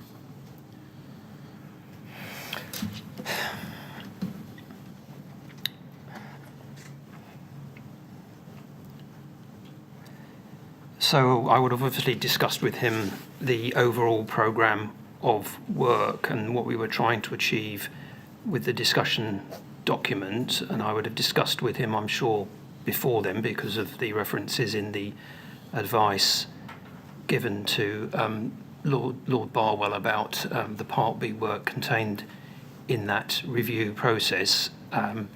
So I'm sure I would have discussed the general approach on Part B, but I would accept what Mr. Quartermain says here about the Coroner's Rule 43, and I'm afraid I can't answer why I felt that it wasn't important for me to raise it with him sooner. And do you accept that you should have brought the coroner's letter and the Secretary of State's May 2013 response to it to Steve Quartermain's attention when he was appointed in June 2013, or shortly afterwards? Well, I certainly think that if, obviously I don't quite know what he means by the autumn, but assuming that was what I would have thought I would have hoped I would have done, is that as we were preparing the advice that eventually went to Minister Barwell in September 2016, that as part of the process of developing that advice, that would have been an appropriate point to alert Mr. Quartermain to the Coroner's Rule 43 letter. Now, I accept that what Mr. Quartermain, or the way Mr. Quartermain has referred to this in his statement, suggests that it was not done necessarily at that immediate point in time, but perhaps later, as I was becoming concerned about the delays. So that, I'm afraid, again, I have to say, it must have been an omission on my part. If you look at paragraph 18, he goes on to say, I immediately recognised the need to press on with the actions announced in response to the Lacknell House coroner's report. A programme of work was underway in line with the Secretary of State's response, and this had been approved by ministers. I therefore tried to expedite the work that was underway. I did this by requiring Bob to progress the submissions to ministers as soon as possible. And he goes on to say, that submissions were sent to Gavin Barwell on the 7th of September 2016 regarding the research results, and on 15th September 2016 regarding the building regulations discussion document. Now, why did progressing those submissions need impetus from Mr. Quatermain? Well, I mean, the first point I'd make is that I don't know if this is the case, but I feel, given the serious point made about whether I kept my senior managers in touch with the process, but the sequence of paragraphs 17 and 18 suggests to me that I did speak to Mr. Quatermain about this, certainly in the early autumn, because this suggests that conversation happened before those submissions were made on the 7th of September and the 15th of September. I just make that as an observation. So the reason for engaging Mr. Quatermain is obviously to ensure that Mr. Quatermain was aware that there was a potentially developing issue of timing and timetabling, the first point. Secondly, although the process for putting advice, etc., to ministers had sort of loosened or relaxed, we were more back in sort of normal business in terms of providing or putting advice to ministers rather than all going through that centralised process which I described to you before the break. Clearly, there was the potential that we still could have got a little bit stuck in terms of getting the internal clearances that we need to put such an important submission to ministers. So Mr. Quatermain, helpfully at this point in time, sort of said he would be ready to weigh in to actually, if we had found somehow some other blockages somewhere, then he would weigh in to get those blockages cleared, which was, and I do remember him throughout this period of time in the autumn being very conscious of helping us get stuff through, including, as I can see later on in his statement, engaging with the Minister's office and indeed I think with special advisors to get things through. But it took Steve Quatermain's arrival and then your discussion with him in September 2016 to get things moving. Well, I think by this time, clearly the implications of the timetable risks, if I may put it like that, the timetable risks were becoming more acute. Well, absolutely. Yes, indeed. No one's going to dispute that. And therefore, the urgency of getting things, of engaging with ministers and getting things through the system was obviously rising. And this is absolutely the point at which it's right to involve a director and significantly to use his or her authority to try and get things through the system, get decisions made, etc. I mean, prior to this point in time, if you're alluding to the position with previous directors, although, as you will know from the evidence from my statement and elsewhere, we had those discussions, we were still, in my view, in a position that we could manage the programme reasonably and achieve that timetable. Therefore, and things hadn't got held up to the extent they were by this point in elsewhere in ministerial offices. So therefore, we didn't need the intervention from previous directors that Mr. Quatermain identified and took upon himself in the autumn of 2016. I'm sorry that was a rather long answer, but I think it's important to sort of make those points. Can we go to CLG 19368, please?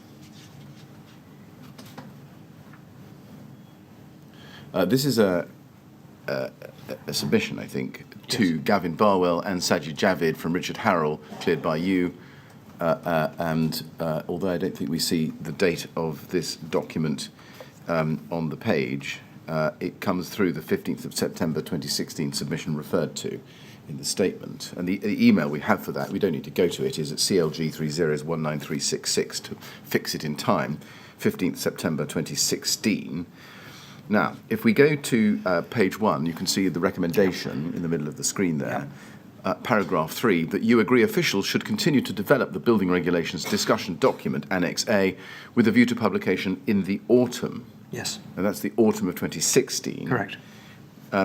The submission in Annex A, take it from me, doesn't mention the Lakenhall House inquest, the Rule 43 letter, or the commitment made by Eric Pickles.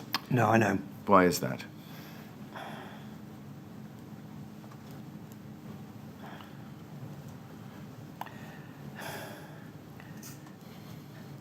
I'm not sure whether or what reference there may have been in the. I think by Annex A you're referring to the draft discussion document. Is that correct? I'm sorry, I can't. I think there are. Just trying to understand whether this is the full submission or the discussion document, and what may have been referred to in which document. Annex A is a draft discussion document, Okay. which I don't think I have the reference for to give you, Right. but I can find that if need be. Let's move on, and we can come back to that if necessary. Do you accept, though, that there's nothing in this document on the screen that indicates to the Minister the need for urgency that had apparently by now been injected by Steve Quatermain? I mean, depending on what is said on pages 2 to 4, if it's not referenced there, then I would accept that. Moving forward in time, in late September, 29th of September 2016, Yeah. Mr. Barwell confirmed, I think, that he agreed with the recommendations Yeah. to continue the development Yeah. as recommended here, didn't he? Yes. Now, then there was a BRAC meeting on the 4th of October 2016. We can see the minutes at CLG 3019443. Yeah. You can see that it's the third BRAC meeting of 2016 on the 4th of October, and you can see the attendees, one of whom was Ant Bird, who I think moved out of your division into energy, effectively. No, Mr. Bird at this point had left the department, and he had been appointed as a member of BRAC. A full-time member of BRAC. Full-time member Yes. of BRAC. So he is listed on the list I of follow. attendees as a full-time member of BRAC. I follow. Now, you say at paragraph 140 of your statement, there's no need to turn it up, that you attended, but you're not recorded as present. Is that as per the last BRAC meeting? As per the previous discussion about officials wouldn't be listed on the attendance list. Right, now let's go to page 3 and look at paragraph 3.2.3. You see that it is recorded there, the foot of the page, and this is underneath the title Building Regulations Review Discussion Paper, as follows. It was confirmed that once the discussion document was published and responses start being received, BRAC working groups would be convened to provide advice on the final set of recommendations before presentation to ministers. Correct. Yep. And in your statement, at paragraph 142, page 36, no need to look at it unless you want to, that had the discussion document been published, the normal practice would have been to have set up a formal Part B technical working party to consider the specific issues in the document. Yes? Yes. Yes, including a group to look at Part B issues. Yes. Yes. But because the discussion document wasn't published, that group wasn't set up. Not at that point in time, no. No. But you had, I think, already had the go-ahead from Gavin Barwell to engage with BRAC to establish the relevant working groups, haven't you? We had. So why didn't you start establishing the working groups at that point, September 2016? Well, if you recall, there had been a meeting of a Part B working group earlier that year, which had discussed the emerging findings from the 7 workstream reports, and that helped us develop develop questions emerging from those research reports, which I think if you track through the documents, you will find end up in the drafts of the discussion documents. So the view that I think that we would have taken at that point in time is that we didn't absolutely need to have a BRAC working group, because BRAC, through that earlier meeting and through the meeting of that working group previously, had sort of got there already, if you see what I mean. So we could have set up a BRAC working group, but in effect it would have discussed the things that had been discussed at the previous meeting. So at this point in time perhaps was not the most effective use of BRAC resources. Having said that, of course, we would have then, as we always would do, once the discussion document had been issued, or we definitely had a definite date for discussion, we would then have engaged with BRAC to say, can members please identify themselves so that we are ready to go immediately. The period of for responses had closed, so that we could utilise their experience in analysing those responses and developing the next stages of the work. Right. But that didn't happen, did it? No, it didn't happen because the discussion document was not published. No, and indeed, looking ahead a further 9 months to June 2017, it's right, isn't it, that as at the date of the Grenfell Tower fire, some 4 years after Lord Pickles' commitment to the coroner, a formal working group to look at Part B issues had still not been established. Well, I mean, I could quibble about that because I think it's perfectly legitimate to say that a group had been established, because that was the group that met in January 2016. And it's perfectly legitimate to say, well, had it done anything since? The answer to that is no, for the reasons I gave in my last answer. Well, can you give them again? Sure. So in a sentence or two. Sorry. Okay. So the BRAC working group established, which met in January or February 2016, was briefed on the research reports, helped us identify the issues emerging from those research reports, which were then put into the various iterations of the discussion, or would be included in the discussion document. That was the first stage of the work of that working group. At this point, there didn't seem the need to reconvene that group to go over that ground again. Until the discussion document was published. And when the discussion... Is that right, though? Is that right? Until the discussion... Yes, exactly. Sorry, if as soon as the discussion document had been published, then I'm absolutely sure that we would have reconvened that group to meet rapidly thereafter. Right. And was this discussion document and the contemplated working group to be convened or reconvened, did that cover just the 7 work streams, or did it also cover what you've called the simplification exercise of Part B arising out of the coroner's recommendations? So I think it probably would have done more than that, actually. So we would have used it to help us with the technical issues which had emerged from the research reports. Yes, I'm sure that we'd have wanted it to help with a quality review of the revised draft, so that to have a look at it, is it doing what we want it to achieve by way of clarification and simplification? And I'm also quite sure, and we were expecting this, that the discussion document, although it did cover some specific issues, I'm sure that we would have got responses from the industry and other stakeholders which went beyond those issues, quite rightly so. So I am absolutely sure that as a consequence of that engagement process, there probably would have been a number of other things which had been raised in those discussions on which we would have wanted the BRAC working group's advice. So I think there were 2 definite things and a third element as well.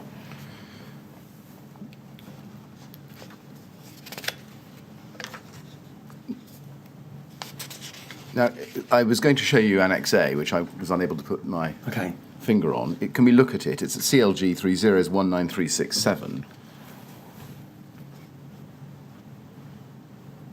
That is Annex A. Yep. And I put it to you that there was no reference in it to Lacanal. Okay, well, I accept and it's 45 pages long, but that is the document. But can you confirm that for me?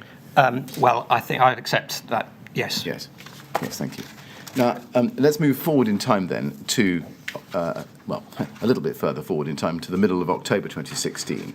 CLG 50707, please. This is an email of the 12th of October 2016, third email down on page 1, from Richard Harrell. And if we could expand that, please, a bit so it's more legible. Thank you. I want the third of the way down page 1 at 1352. It's on your screen. To Brian Martin and you, subject reapproved document B. And he says, in the second paragraph, it would be useful to have a recap on commitments made by SOS on Part B following Lacknell House. Specifically, what were the complaints levied, and to what extent are we seeking to address them through our proposed review programme? Once a meeting date is arranged, we should also set aside 45 minutes for a pre-meet to discuss this. Now, the background to this, I should tell you, it was, and we can see it from the emails lower down in the string, but it was agitation, I think, by the CFOA pressing the fire safety team at the home, by now I think at the Home Office, on this topic. Yeah. It's also right, isn't it, that Richard Harrell was the author of the latest submission on, to the review of ADB and the publication of the discussion document, yes? Yes, cleared with me. Yeah, cleared with you. Did it concern you that he was asking for clarity as to the commitments made to the coroner and the complaints which had been levelled? No, I think that what he's saying here is that he wanted to, from Mr. Martin, he wanted to understand exactly what issues have been raised by the stakeholder group via the Home Office, so that we could see what specifically they were concerned about. I think this is just him wanting to refresh, be sure about what the grounds were for the complaints, as per he said, and therefore to be properly prepared for subsequent discussions. I don't see anything more in it than that. Right. So even making allowances for the context, why was it, did you think at the time, useful to have a recap on commitments made by the Secretary of State on Part B following Lacknell House? Was that not absolutely clear to you?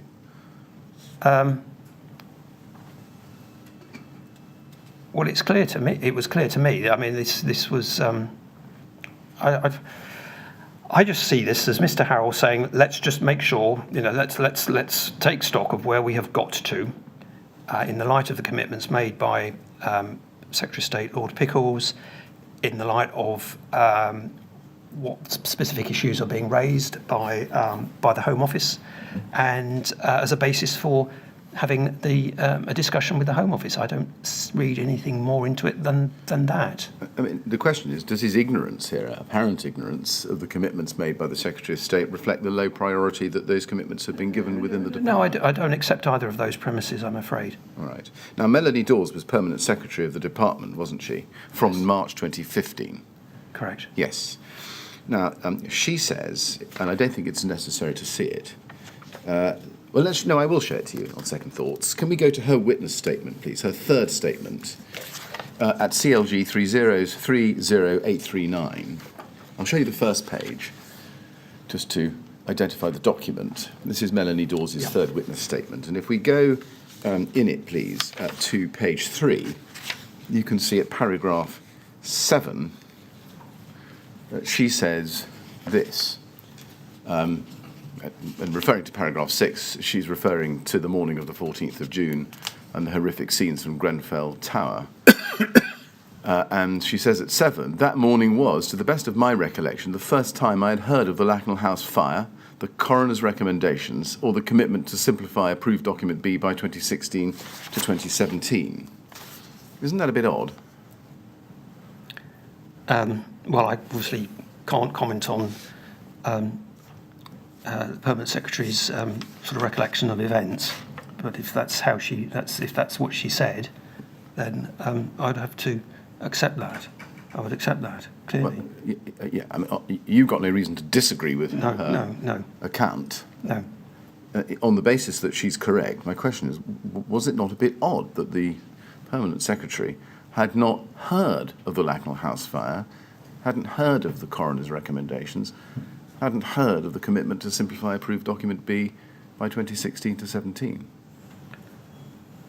Well, I think all of the substantial documents which we have discussed over the last, going back to the documents produced for Minister Wharton, as well as those for Lord Barwell, would have been copied to the Permanent Secretary's office. Obviously, I cannot comment and would not want to comment on how those documents were handled in that office. Clearly, I mean, the Permanent Secretary has a very wide portfolio of things to attend to, and it would be, I'm not going to pass any comment on how she or indeed her predecessors would have utilised their time and what they would have focused on. All I can say is that, to the best of my recollection, all of the key documents were copied to her office. I follow.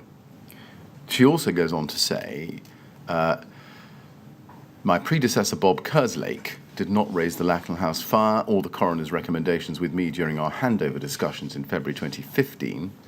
Neither do I recall the ongoing work on the approved documents being discussed during any subsequent consideration of departmental priorities between March 2015, when I became Permanent Secretary, and 14th of June 2017. Now, from your perspective, on the basis of what you can recall about the events at the time, is she right about that? Well, obviously I cannot comment on the discussions she may have had with Lord Kerslake. And if she's right that she can't recall what she says in the following sentence, are you able to explain why that is? Well, as I said, the key documents would have been copied to her office. There was a process of work planning across the department which happened in the summer of 2015, which involved myself and all of my colleagues at my level and more senior managers when we discussed the departmental priorities as they had emerged with the new government and in reflecting the manifesto commitments of the new government. Now, I don't think a programme of review of approved documents was specifically mentioned in that discussion, but the fact that there was a building regulations programme, or there could be a building regulations programme of work, I would have fed that into that process. Decisions on that process were way above my pay grade.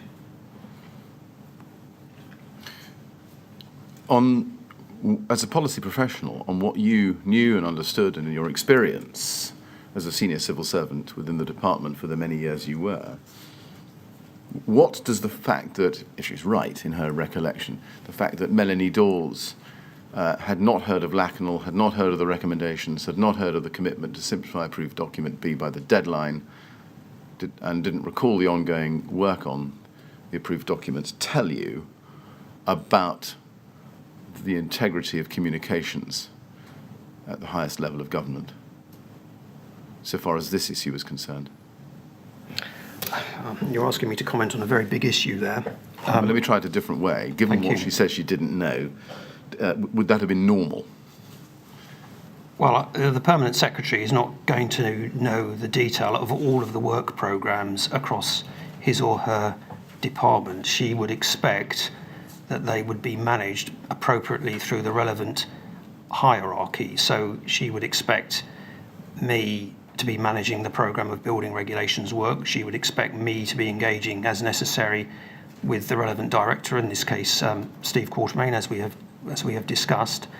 And I would expect that she would expect between us, as senior civil servants, we would be managing that programme of work in line with the overall departmental priorities, the steers that we had from the relevant ministers, be they the junior minister or the Secretary of State, as the case may be, to meet any commitments made, and in the light of resources allocated to that particular area of business. Right. Let me try it even more simply. I've read your paragraph 7, most of it. Are you surprised at what she says there?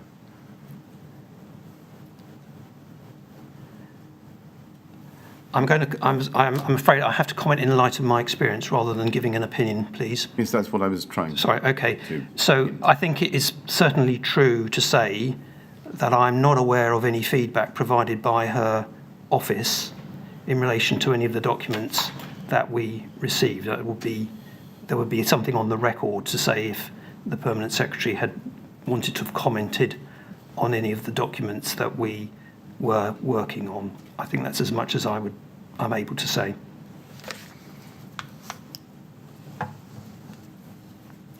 Very well. Let's move into 2017. Let's go to it. CLG 30193991. And what I'm showing you here, Mr. Ledsome, is the final draft of the discussion document and the submission seeking approval of the proposed scope of work contained within it. Now, what we have on the screen here is the discussion paper in draft, dated March 2017. Yes. Yes? Yes. Yes. And if you go, please, to CLG 000193992, we find the submission itself. This is the discussion paper, and here's the submission which accompanies it. Yes. From Richard Harrell, cleared by you, to Gavin Barwell. Yeah. Yes? Yeah. Building regulations, Yeah. building regulation discussion document, timing routine, recommendation that you agree to meet with officials to review content of the discussion document draft A, Annex A, that you clear completed research projects for publication which support the scope of work set out in the discussion document and which we will need to discuss with industry, Annex C. Yes? Yes. Now, look at the date, 23rd of March, Yes. 2017, yes? Yes. That is just over a week before the expiry of the Pickles deadline, if I can put it. Yes. Yeah. Now,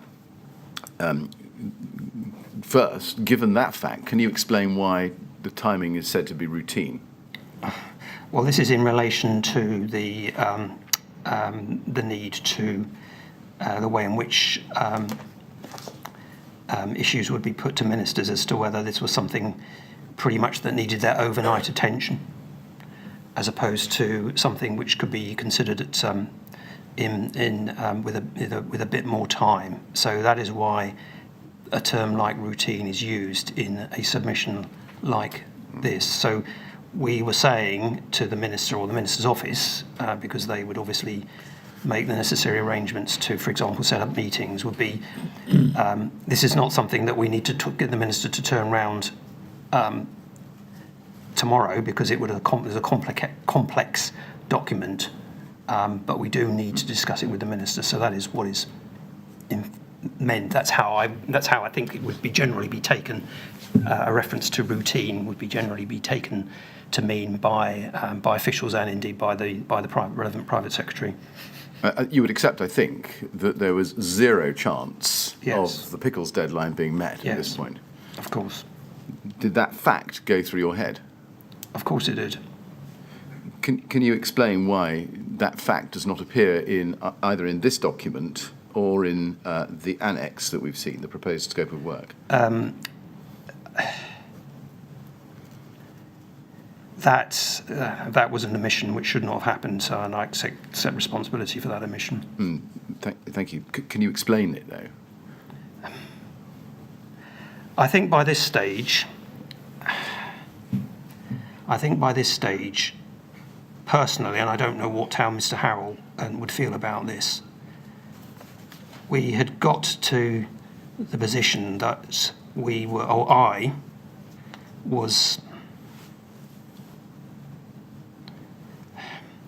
I was getting to the stage where I wanted to get this discussion document out of the door. It had been going on, as we've discussed, for many, many months, if not, nearly 2 years, I suppose, best part of 2 years. And in a way, it was actually getting this product out so that at least so that we could start a process of engagement with the industry, which was, I think, the thing that was uppermost in my mind. So I think, and obviously, you will probably quite rightly point out omissions and so on. As a consequence of this, I think I probably was fixating on the wood, i.e. the overall review, and regrettably, very, very regrettably, losing sight of some of the trees, of which the Part B review was obviously one of the most important trees. So if you can understand that, and a metaphor which I'm drawing there, that is probably, even though I'm not sure I would have necessarily articulated it in that way, that was probably what was really going on inside me at the time. And I mean, this is difficult because I feel that we could have been much more clear in some of this advice, and I take responsibility for that. But I think that was probably what was part of what was going on in me at this point in time. Now, Richard Harrell says in his statement that you never received a response from Gavin Barwell to the submission document. Is that right? Yes, that's correct. Let's look at CLG 3034284. This is an email of the 18th of April 2017. Okay. Can you see that? Yes. And it is actually the response to. I'm so sorry. Can we pan out and see the whole of the first page? What I'm going to ask you about is the email at the top, but just look at the context. Yeah. At the bottom is the email from Richard Harrell, 23rd of March 2017, I referred to before. Excuse me. Which sent the submission to the office of Gavin Barwell and the office of Sajid Javid. Yes. And that's at the bottom, which attaches the submission. Yes. Then there's an email the next day from him about an amendment. Yes. Provision. And at the top of the page, it refers, this is the 18th of April 2017 email, from the office of Gavin Barwell to Tim Lunig, I think that's how you pronounce it.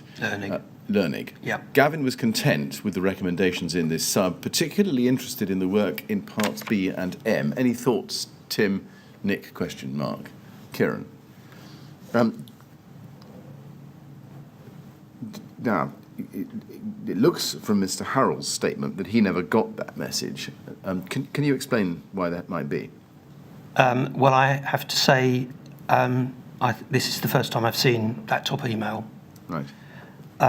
So Mr. Lernig was a policy advisor to the Secretary of State, so he wasn't a SPAD, but he was of a personal appointment by the Secretary of State to advise him on policy matters.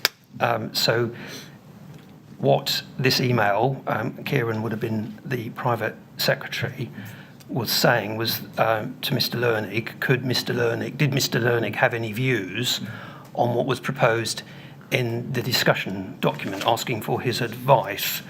So I think I'm scrolling down, so I'm just looking at the copy list to the original submission from Mr. Harrell, and it went to all advisors, so the submission would have gone to Mr. Lernig in the first place. But as it had gone to Lord Barwell, I'm guessing at this point in time, Mr. Lernig may not have felt necessarily required to provide a view.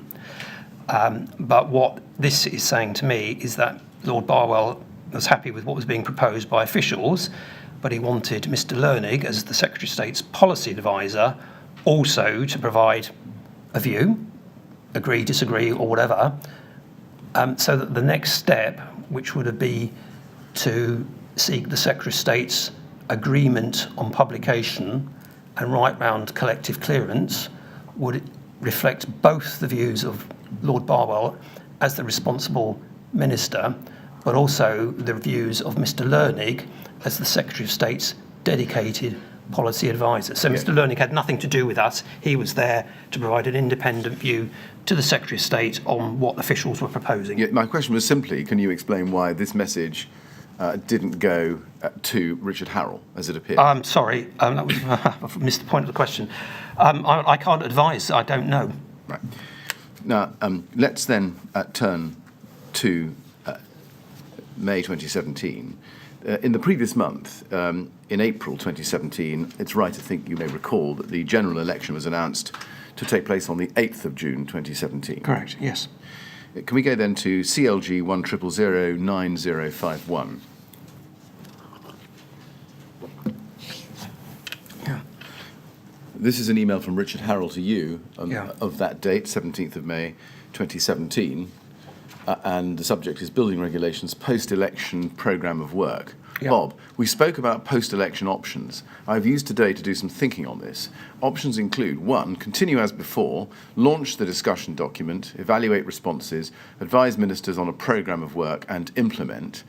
2, force decisions at an earlier stage. If we are clear on manifesto implications, evaluate how these align with the work we know is necessary, and seek ministers' early agreement to use the discussion document to state direction of travel more positively, i.e. commit to a Part B review, Part M review, rather than just mooting them, so we can get on with the necessary work. And then 3, seek early ministerial approval to employ consultants to help catch up on more prosaic aspects of reviewing approved documents where DCLG resource will otherwise be fully committed. Yeah. and it goes on. Yeah. Now, do you agree with him that over the past 4 years you had only been mooting a review of ADB rather than forcing a decision to commit to it? No, I don't agree with that. And I think, with respect, this is an email sent to me on the basis of some thinking that Mr. Harrell had been doing. And I do remember these discussions, and I'll add something to this discussion as well, which is not reflected in the written documentation. And in those sorts of emails, of course, things will be put in shorthand, and we knew perfectly well that there was a commitment to a Part B review. What this is saying is basically, do we carry on as normal? Do we try and develop a new plan to actually try and move some stuff more quickly? And then perhaps a more technical thing about whether we can get some external resource to help us with it. Now, I remember distinctly, because I was getting very, very worried, that I said to Mr. Harrell, and I believe Mr. Martin was part of this conversation, look, if we are not going to get anywhere with sort of early decisions on the thing as a whole, the package as a whole, we are going to take Part B out of this and give ministers a clear option to drive that ahead and forget about the rest of it if that is what is slowing down the review, and that would have been the approach which I would have recommended to new ministers, or the options I would have recommended to new ministers if Grenfell hadn't happened, and of course everything changed. Now, looking back on all of this, and goodness knows I've thought long and hard about this, I wish I had reached that view sooner. Why didn't you? Well, at some stage there's always an optimism bias, I'm afraid, in these things about, well, we can get this done, and perhaps there was a failure on my part to confront early enough, well, actually, are we going to get this done? So that would have been part of what was going on in my mind at this point in time. But then, as I said in my earlier answer, I was getting to the stage where, at least if we can get the discussion document out, at the very least, we've got something that we can talk to people about, and we do not have the situation which, though I wasn't facing it, I know Mr. Martin in particular was facing it, and he was getting very frustrated about this, that he was having to deliver holding lines to his stakeholders because he couldn't say the government is definitely going to do X, Y, and Z because there hadn't been announcements to that effect. Now, we saw the Tim Learning email saying that Gavin Barwell had approved the discussion document. We saw the email from Gavin's private office to Tim Learning saying that Mr. Lord Barwell... You're quite right. Yes. Yes, that is what I meant. You're Yes. absolutely right about that.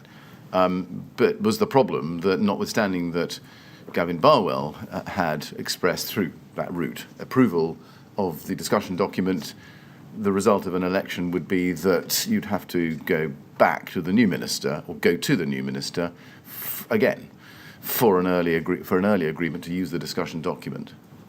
Well, assuming, obviously if it had been a completely different government of a different shade, then we'd obviously be slightly different. But assuming, in the basis that, on the basis of the election result, and obviously, notwithstanding what happened, then it would have been. Sorry, I'll rephrase this. If the ministerial team had been the same, and we did obviously have the same Secretary of State, though Lord Barwell obviously lost his seat at that election. But if perchance Lord Barwell had retained his seat and had been appointed in to a similar role, then we would have just basically said, this is where we would have reminded him where he got to, and hopefully, we'd have got the, get on with it. I see. With a new housing minister, as we obviously had, Minister Sharma, if we had been in a business as usual situation, then we would have obviously needed to have briefed him on what had happening. But on the other hand, I think it would have been helpful that, for example, Mr. Lernig, who I think whose appointment I believe was reconfirmed after the 2017 election, then at the very least he would have been able to brief the Secretary of State to say, yes, so this is okay, Secretary of State, I think you can give the green light for the department to get on with this. Obviously this is speculation, but I think that was what I might have expected to have happened. And finally, on this document, what did you understand Richard Harrell to mean by, i.e., commit to a Part B review, Part M review, rather than just mooting them? What did you understand him to mean there? Well, I don't know. I mean, I think commit to a Part B review.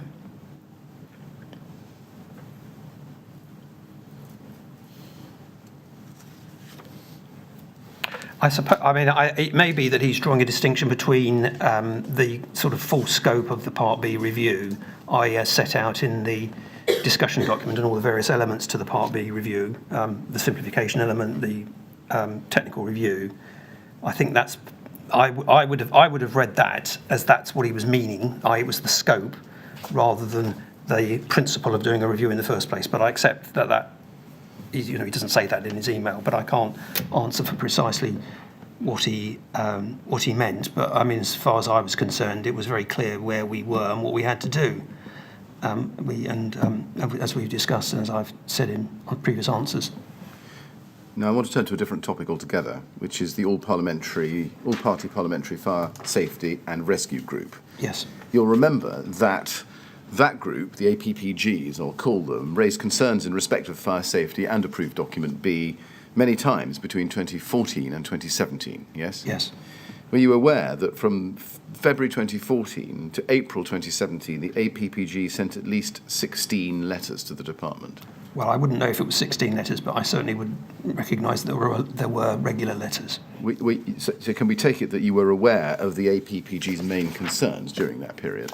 I was aware of that the APPG were raising concerns, yes. Do you agree? I think that they regularly pressed for updates on the ADB review and advocated the greater use of sprinklers, including retrofitting of sprinklers. Those, as I recall, were the two main issues that the APG wrote to ministers about. Can we agree that they also raised concerns about the use of combustible materials and the lack of adequate guidance on external fire spread?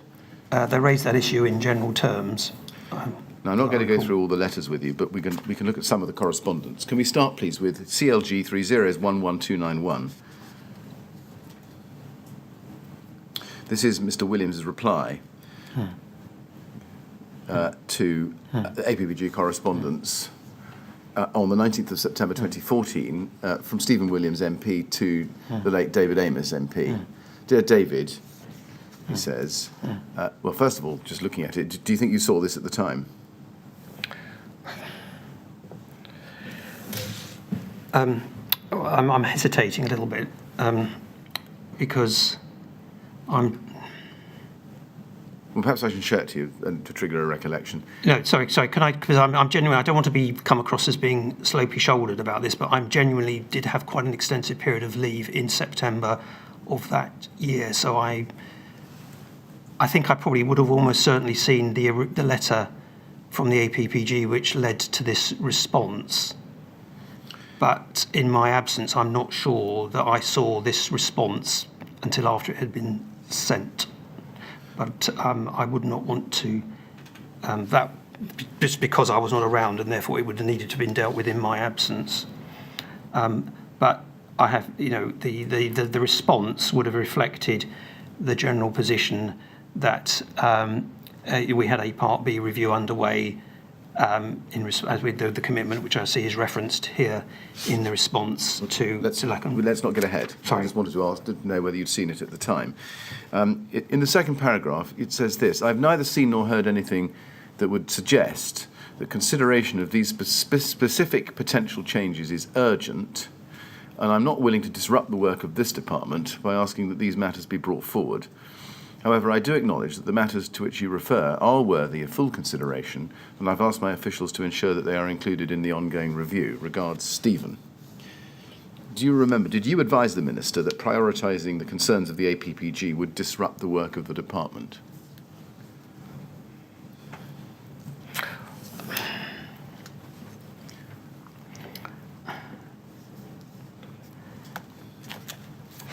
I think that I know I do not recall any discussion with the Minister about this letter, but I think that we had obviously or the advice that would have gone to Minister Williams would have described the ongoing programme of work, which included the work that we had committed to review approved document B in 2016 and 17, and the overall programme of work which his predecessors had agreed, and the then Secretary of State had agreed in the response to the coroner, which encompassed that review of Part B within that time frame. So this letter is reflecting that position, or this response is reflecting that position. Did you consider the concerns by the APPG, as expressed there, to be potentially disruptive? Well, if we had brought forward the work on Part B to a swifter timetable, then clearly that would have had an impact on what else was we were being asked to deliver. So the answer is yes. Well, that's the word that's used in the letter. that is the word that is used in this letter. So the answer is yes. Well, if I may, because the first point is that I would not necessarily have seen all of the drafts of these replies. I take full responsibility for the way that they are drafted. I'm accountable for that because they will come from my team. I do not recall producing this draft. If I had, I doubt I would have used that word. I would have used a word which might have had a similar import. I would have talked about the impacts on the programme and the effects that would have on other key priorities. Whether I would have used that word, I don't know. Can we then turn on to 2015, CLG 30199298?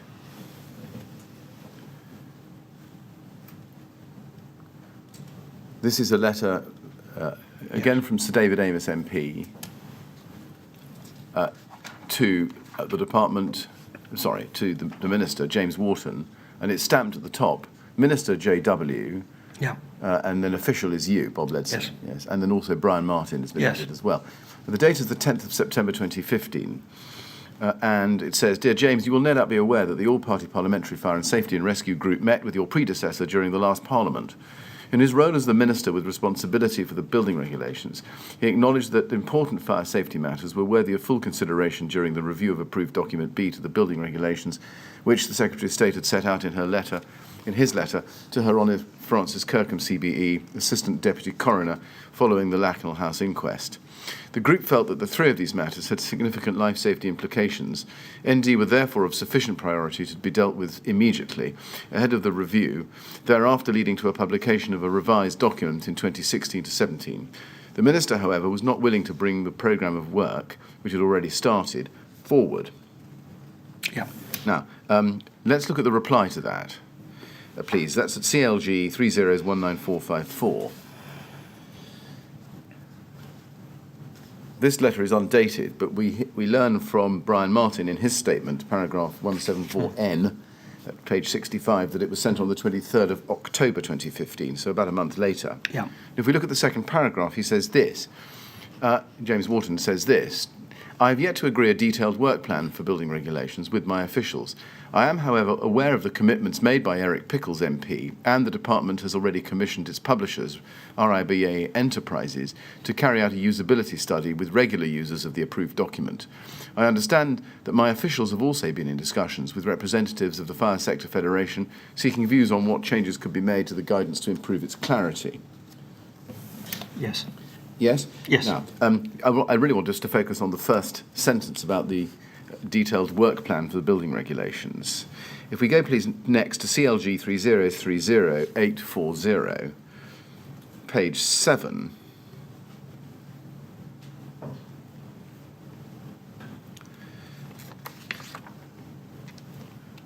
I should just tell you what this is. This is a timeline and commentary prepared by Simon Ridley, who, as is said there, is Director, or was Director General Decentralisation and Growth at the DCLG. And you can see in manuscript it says a few days after the fire. Yeah. Yes? And it's for Melanie Dawes, the Permanent Secretary, and Helen McNamara, the Director General, Housing and Planning. And he's given us a witness statement to this effect. And if you go to the second bullet point on that page there, he says this: the lack of urgency or reason for the delay is striking. Most telling is David Amos's letter of 10th September 2015, which is the one I've just shown you, which explicitly states the APPG felt ADB issues had significant life safety implications and are of sufficient priority to be dealt with immediately. And the Minister is said to have not been willing to bring forward. James Wharton's 13th October letter is clear. A detailed work plan had not been agreed at that point. So we look like we have done all but nothing in the first 2.5 years. It's not the 13th of October, it's the 23rd of October, but never mind. Do you accept that you had done nothing in the first 2.5 years, in spite of these warnings? No, I do not accept that. I was obviously not involved in this piece of work by Mr. Ridley, because clearly it was important that it was done completely independently from the line, but I was aware that it was underway. I do not know what documents Mr. Ridley was able to examine. So I do not know, for example, if he was aware of the research work. I do not know if he was aware of the commissioning of the usability study, etc. I do not know if he was aware of the general approach that we've been adopting as expressed in the advice given to Minister Wharton. And I think the timing of the response to the APPG falls in that slight period, as you will have no doubt identified, where we had put the advice up to Minister Wharton and we were going through that iteration process with him to discuss it, etc.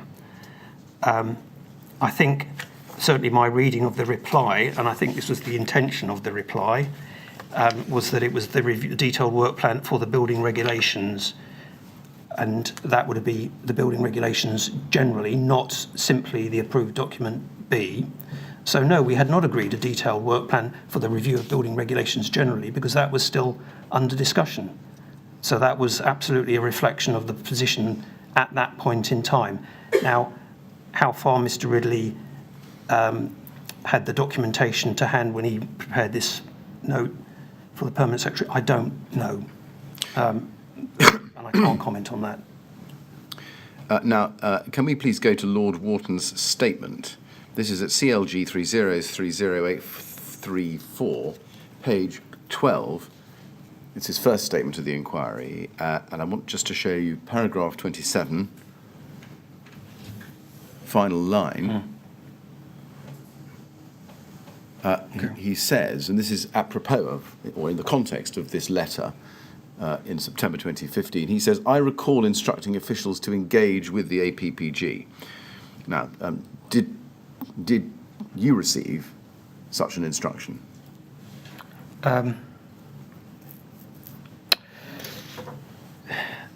I recall there was a sort of a note prepared after this meeting of the outcome of this meeting. I've got unless I'm confusing it with another discussion which either Minister Wharton or one of the other ministers had as a consequence of meetings with the APPG. But I may be misremembering. But I think there was a distinction, perhaps, between the APPG as a group of MPs, as opposed to the organisations that were involved in supporting that group, primarily the Fire Safety Federation. My reading of this is that obviously it's absolutely appropriate for officials to engage with the FSF, and Mr. Martin had various discussions with the FSF, as I'm sure he would have described in his witness statement. Obviously, you'll appreciate it's slightly different for officials to engage with MPs. So I would have read that and I would have interpreted the instruction as saying engage with the relevant organisations, particularly the FSF, who have been supporting the APPG in this work. So I think that's how I would have interpreted that request. Can we move then to December 2015, CLG 100007859.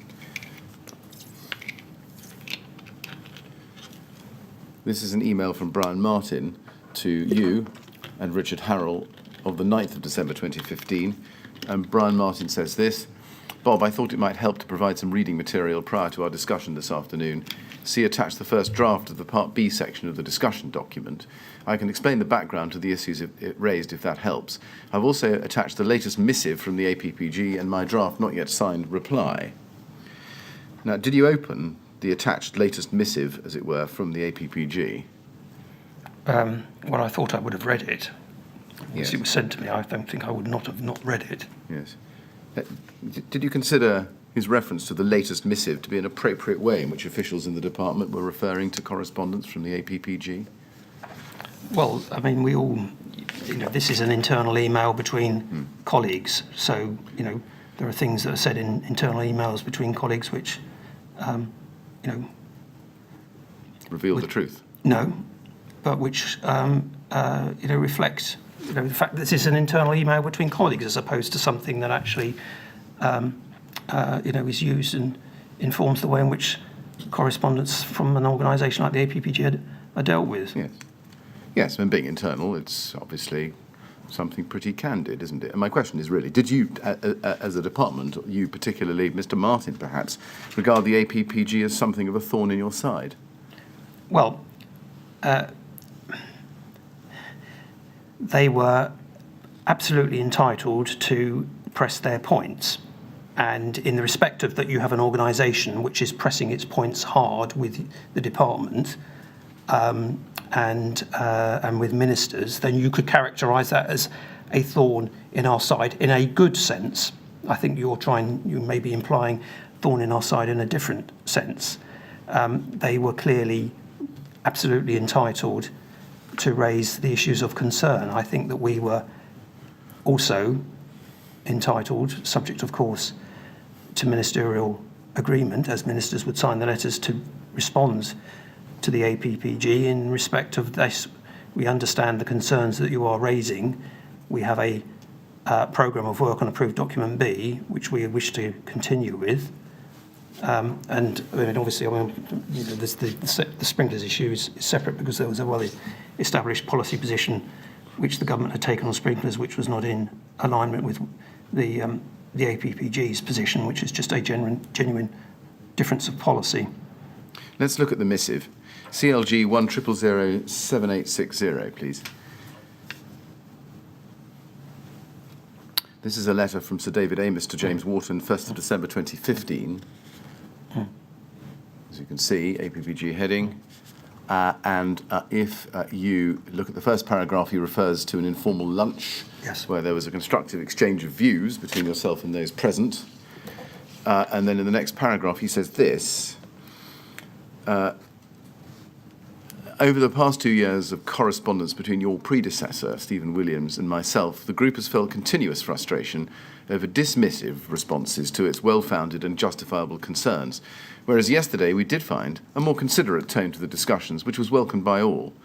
I'm sure you received a strong message from yesterday's meeting that the existing guidance in approved document B to the building regulations, last updated in 2006, is badly in need of revision, or as the group suggested, replacing it with something else that is all-encompassing, given that the original building regulations were introduced in the 1960s, having developed from a series of bylaws based upon national models with regional variations.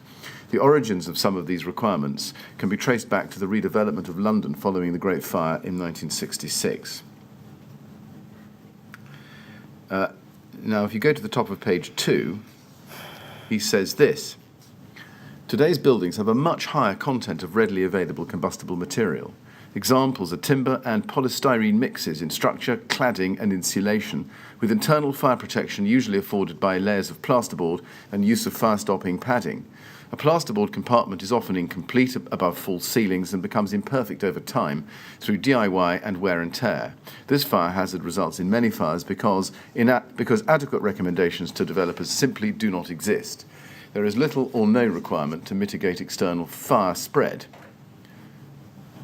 Additional points were made that in facing an ageing population, with more emphasis on living at home, the documents need reviewing as the single-family dwelling becomes the sheltered home of the future. The risk profile is changing, and therefore the control measures need to keep pace. Did you read that at the time? Well, as I said, if the letter was copied to me, then I would have read it at the time. Now, he also sent you a draft of Part B of the discussion document. Let's look at Yes. it. CLG 100007861, please. Let's go to that.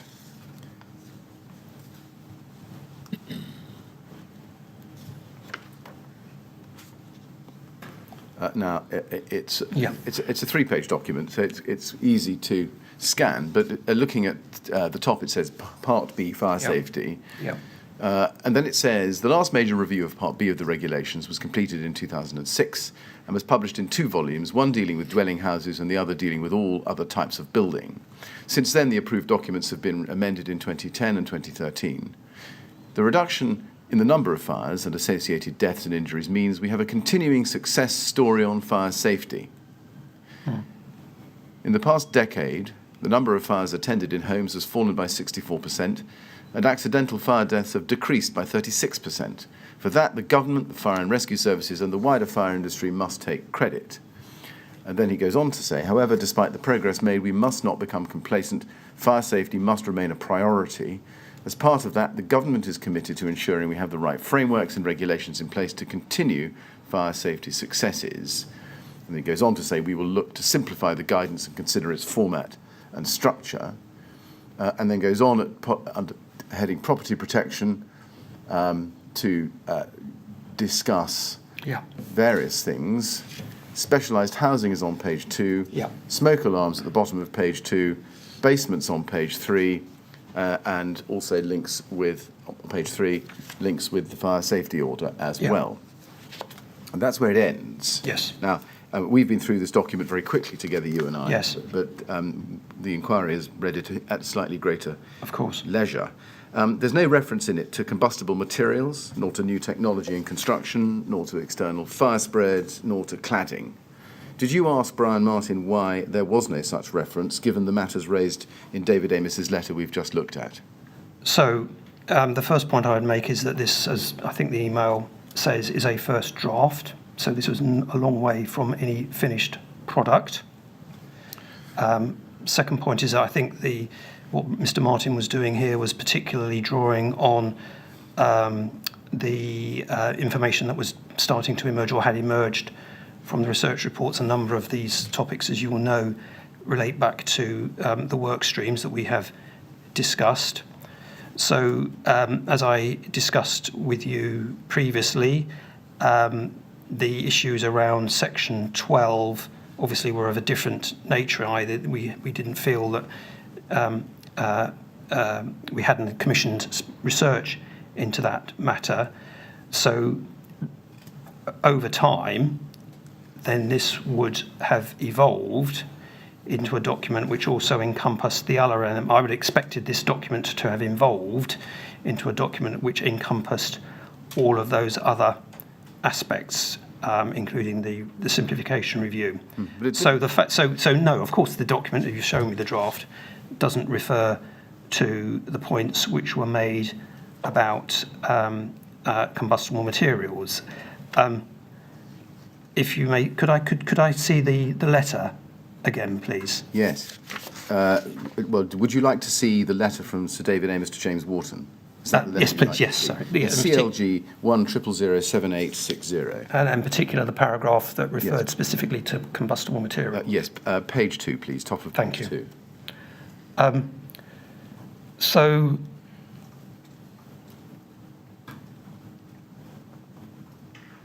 I'm slightly surprised that this letter does not acknowledge what is in approved document B 2006. I mean, this would have, I presume, would have been drafted for Sir David. I'm slightly surprised that, in particular, I mean, I'm saying this with hindsight because I probably wouldn't have picked this up at the time. That there is no reference, for example, to the option B, as we've discussed with previous witnesses, in terms of the compliance routes for approved document B, because where, as you well know, there might be a combustible material being proposed to be used in an external wall system. It can be so if the whole system meets the BR 135 criteria as demonstrated in the appropriate and relevant BS 8414. So I'm going to cut you off, I'm afraid. I'm sorry. My question was a simple factual one. Did you ask Brian Martin why there was no reference to the matters I referred to, combustible materials, new technology in construction, external fire spread or cladding, in his document, given the matters raised in the paragraph here on the screen? That was the question. Did you ask him? I don't recall asking him. Right. Now, similarly, there's no reference to any of those matters, so combustible materials, new technology in construction, external fire spread, cladding, in the final version of the discussion document we saw sent to Gavin Barwell's office some 2 years later, March 17. And again, at that stage, did you ask Brian Martin why not?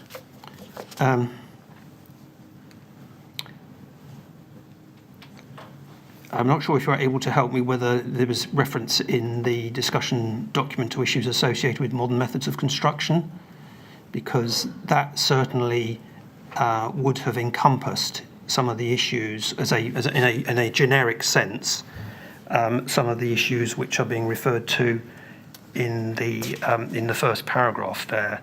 Now, I accept entirely that it didn't go into specifics. The drafts of the discussion document didn't go into the specifics around issues associated with Section 12. As I hope I've said, and my belief it would have been, that the issues around Section 12 were about clarity of the guidance as recommended by the coroner, rather than a fundamental issue about the ways compliance could be demonstrated in principle. Again, if you can forgive me, I think there is an important distinction to be drawn between those two things, and ADB, as previous witnesses have talked to you of, in the 2006 version, introduced new approaches for the demonstration of compliance in terms of the principles and substance. The clarification of the guidance obviously is something that would be looked at in the simplified version of approved document B.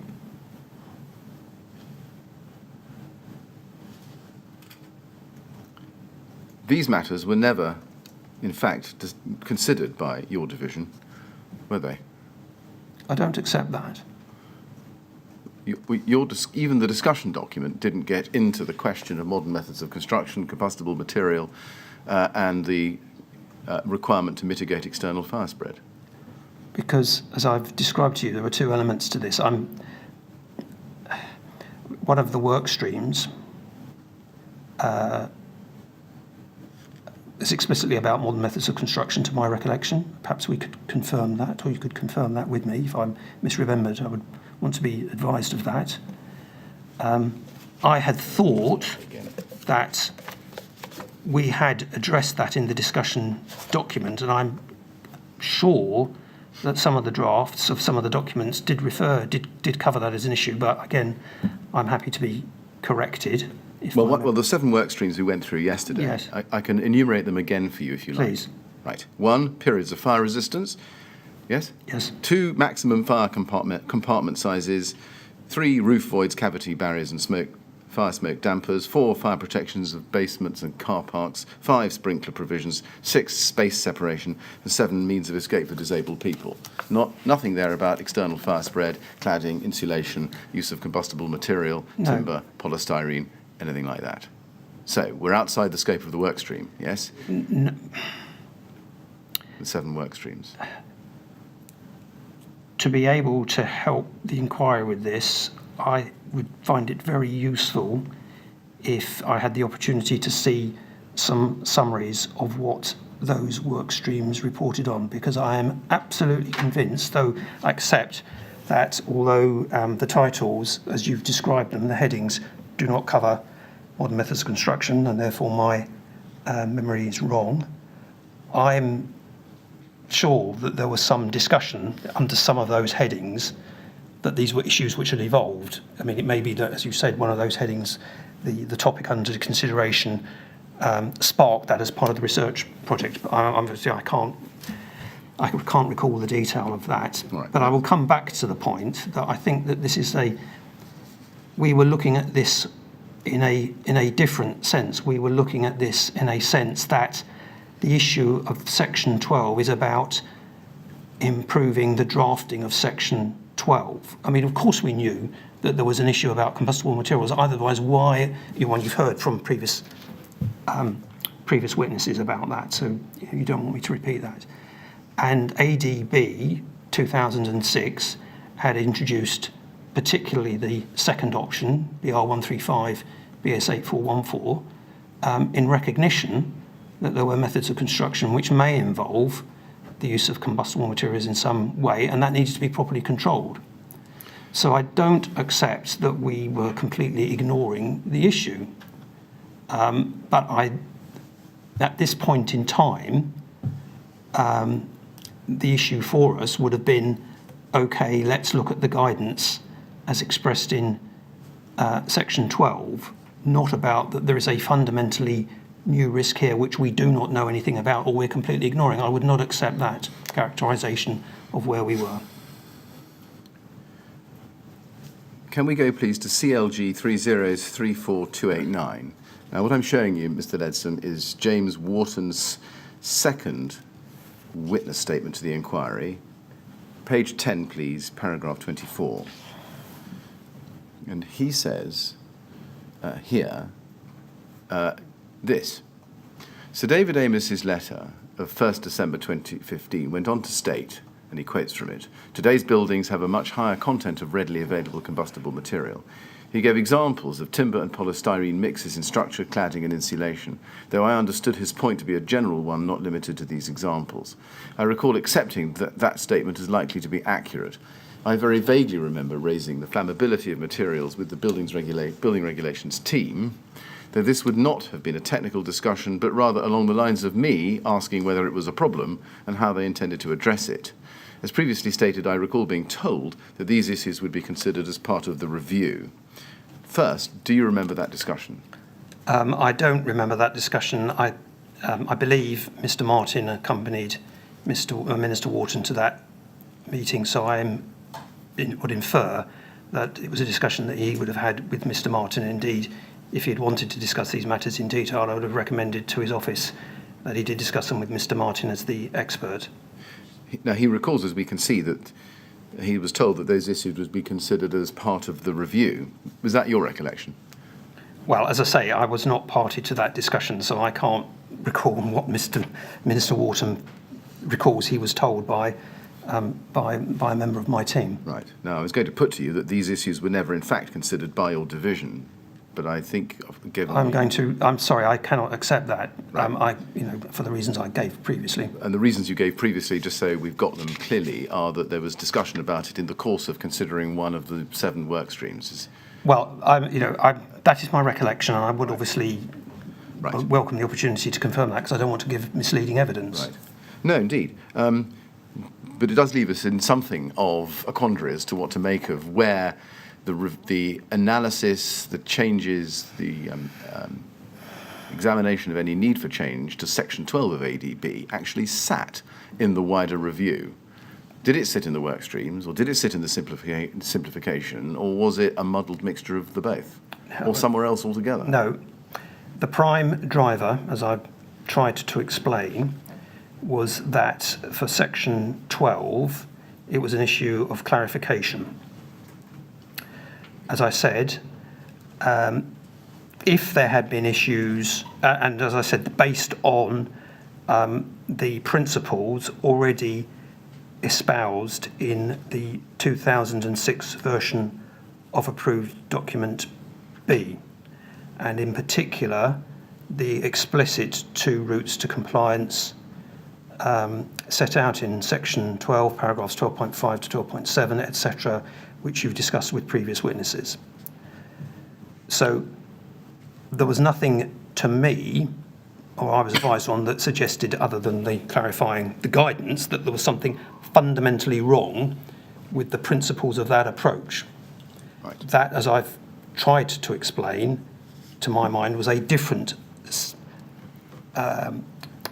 The nature of that issue was different from those being addressed in the work streams, where, as I said, we probably were asking, we're not quite sure what the question is, let alone what the answers might be, and the absolute purpose of that research was to enable us to much better understand what the problems were, what the issues were, so that we could take sensible steps as necessary to update or change the guidance to respond to those. So I'm sorry if I've not made myself clear, but I see a clear distinction between those 2 strands of work. Now, it may well be, though, well, it may well have been that as part of the process of certainly taking the discussion document out to a wider stakeholder audience, things may have come through from that which actually were on top of it, were not covered by the work streams, but which were of a technical nature, which meant that we needed to revisit other parts of approved document B from a technical perspective, which perhaps we didn't think we needed to, just on the basis of the findings of the approved of the 7 work streams. That was part of the purpose of the discussion document, to generate that wider engagement. Mr. Chairman, is that a convenient moment? Yes, I think it is. We'll stop there, Mr. Ledsome. We can all get some lunch. Thank you. And we'll resume, please, at 2:00. And again, please don't discuss your evidence while you're away from the room. All right? Thank you very much.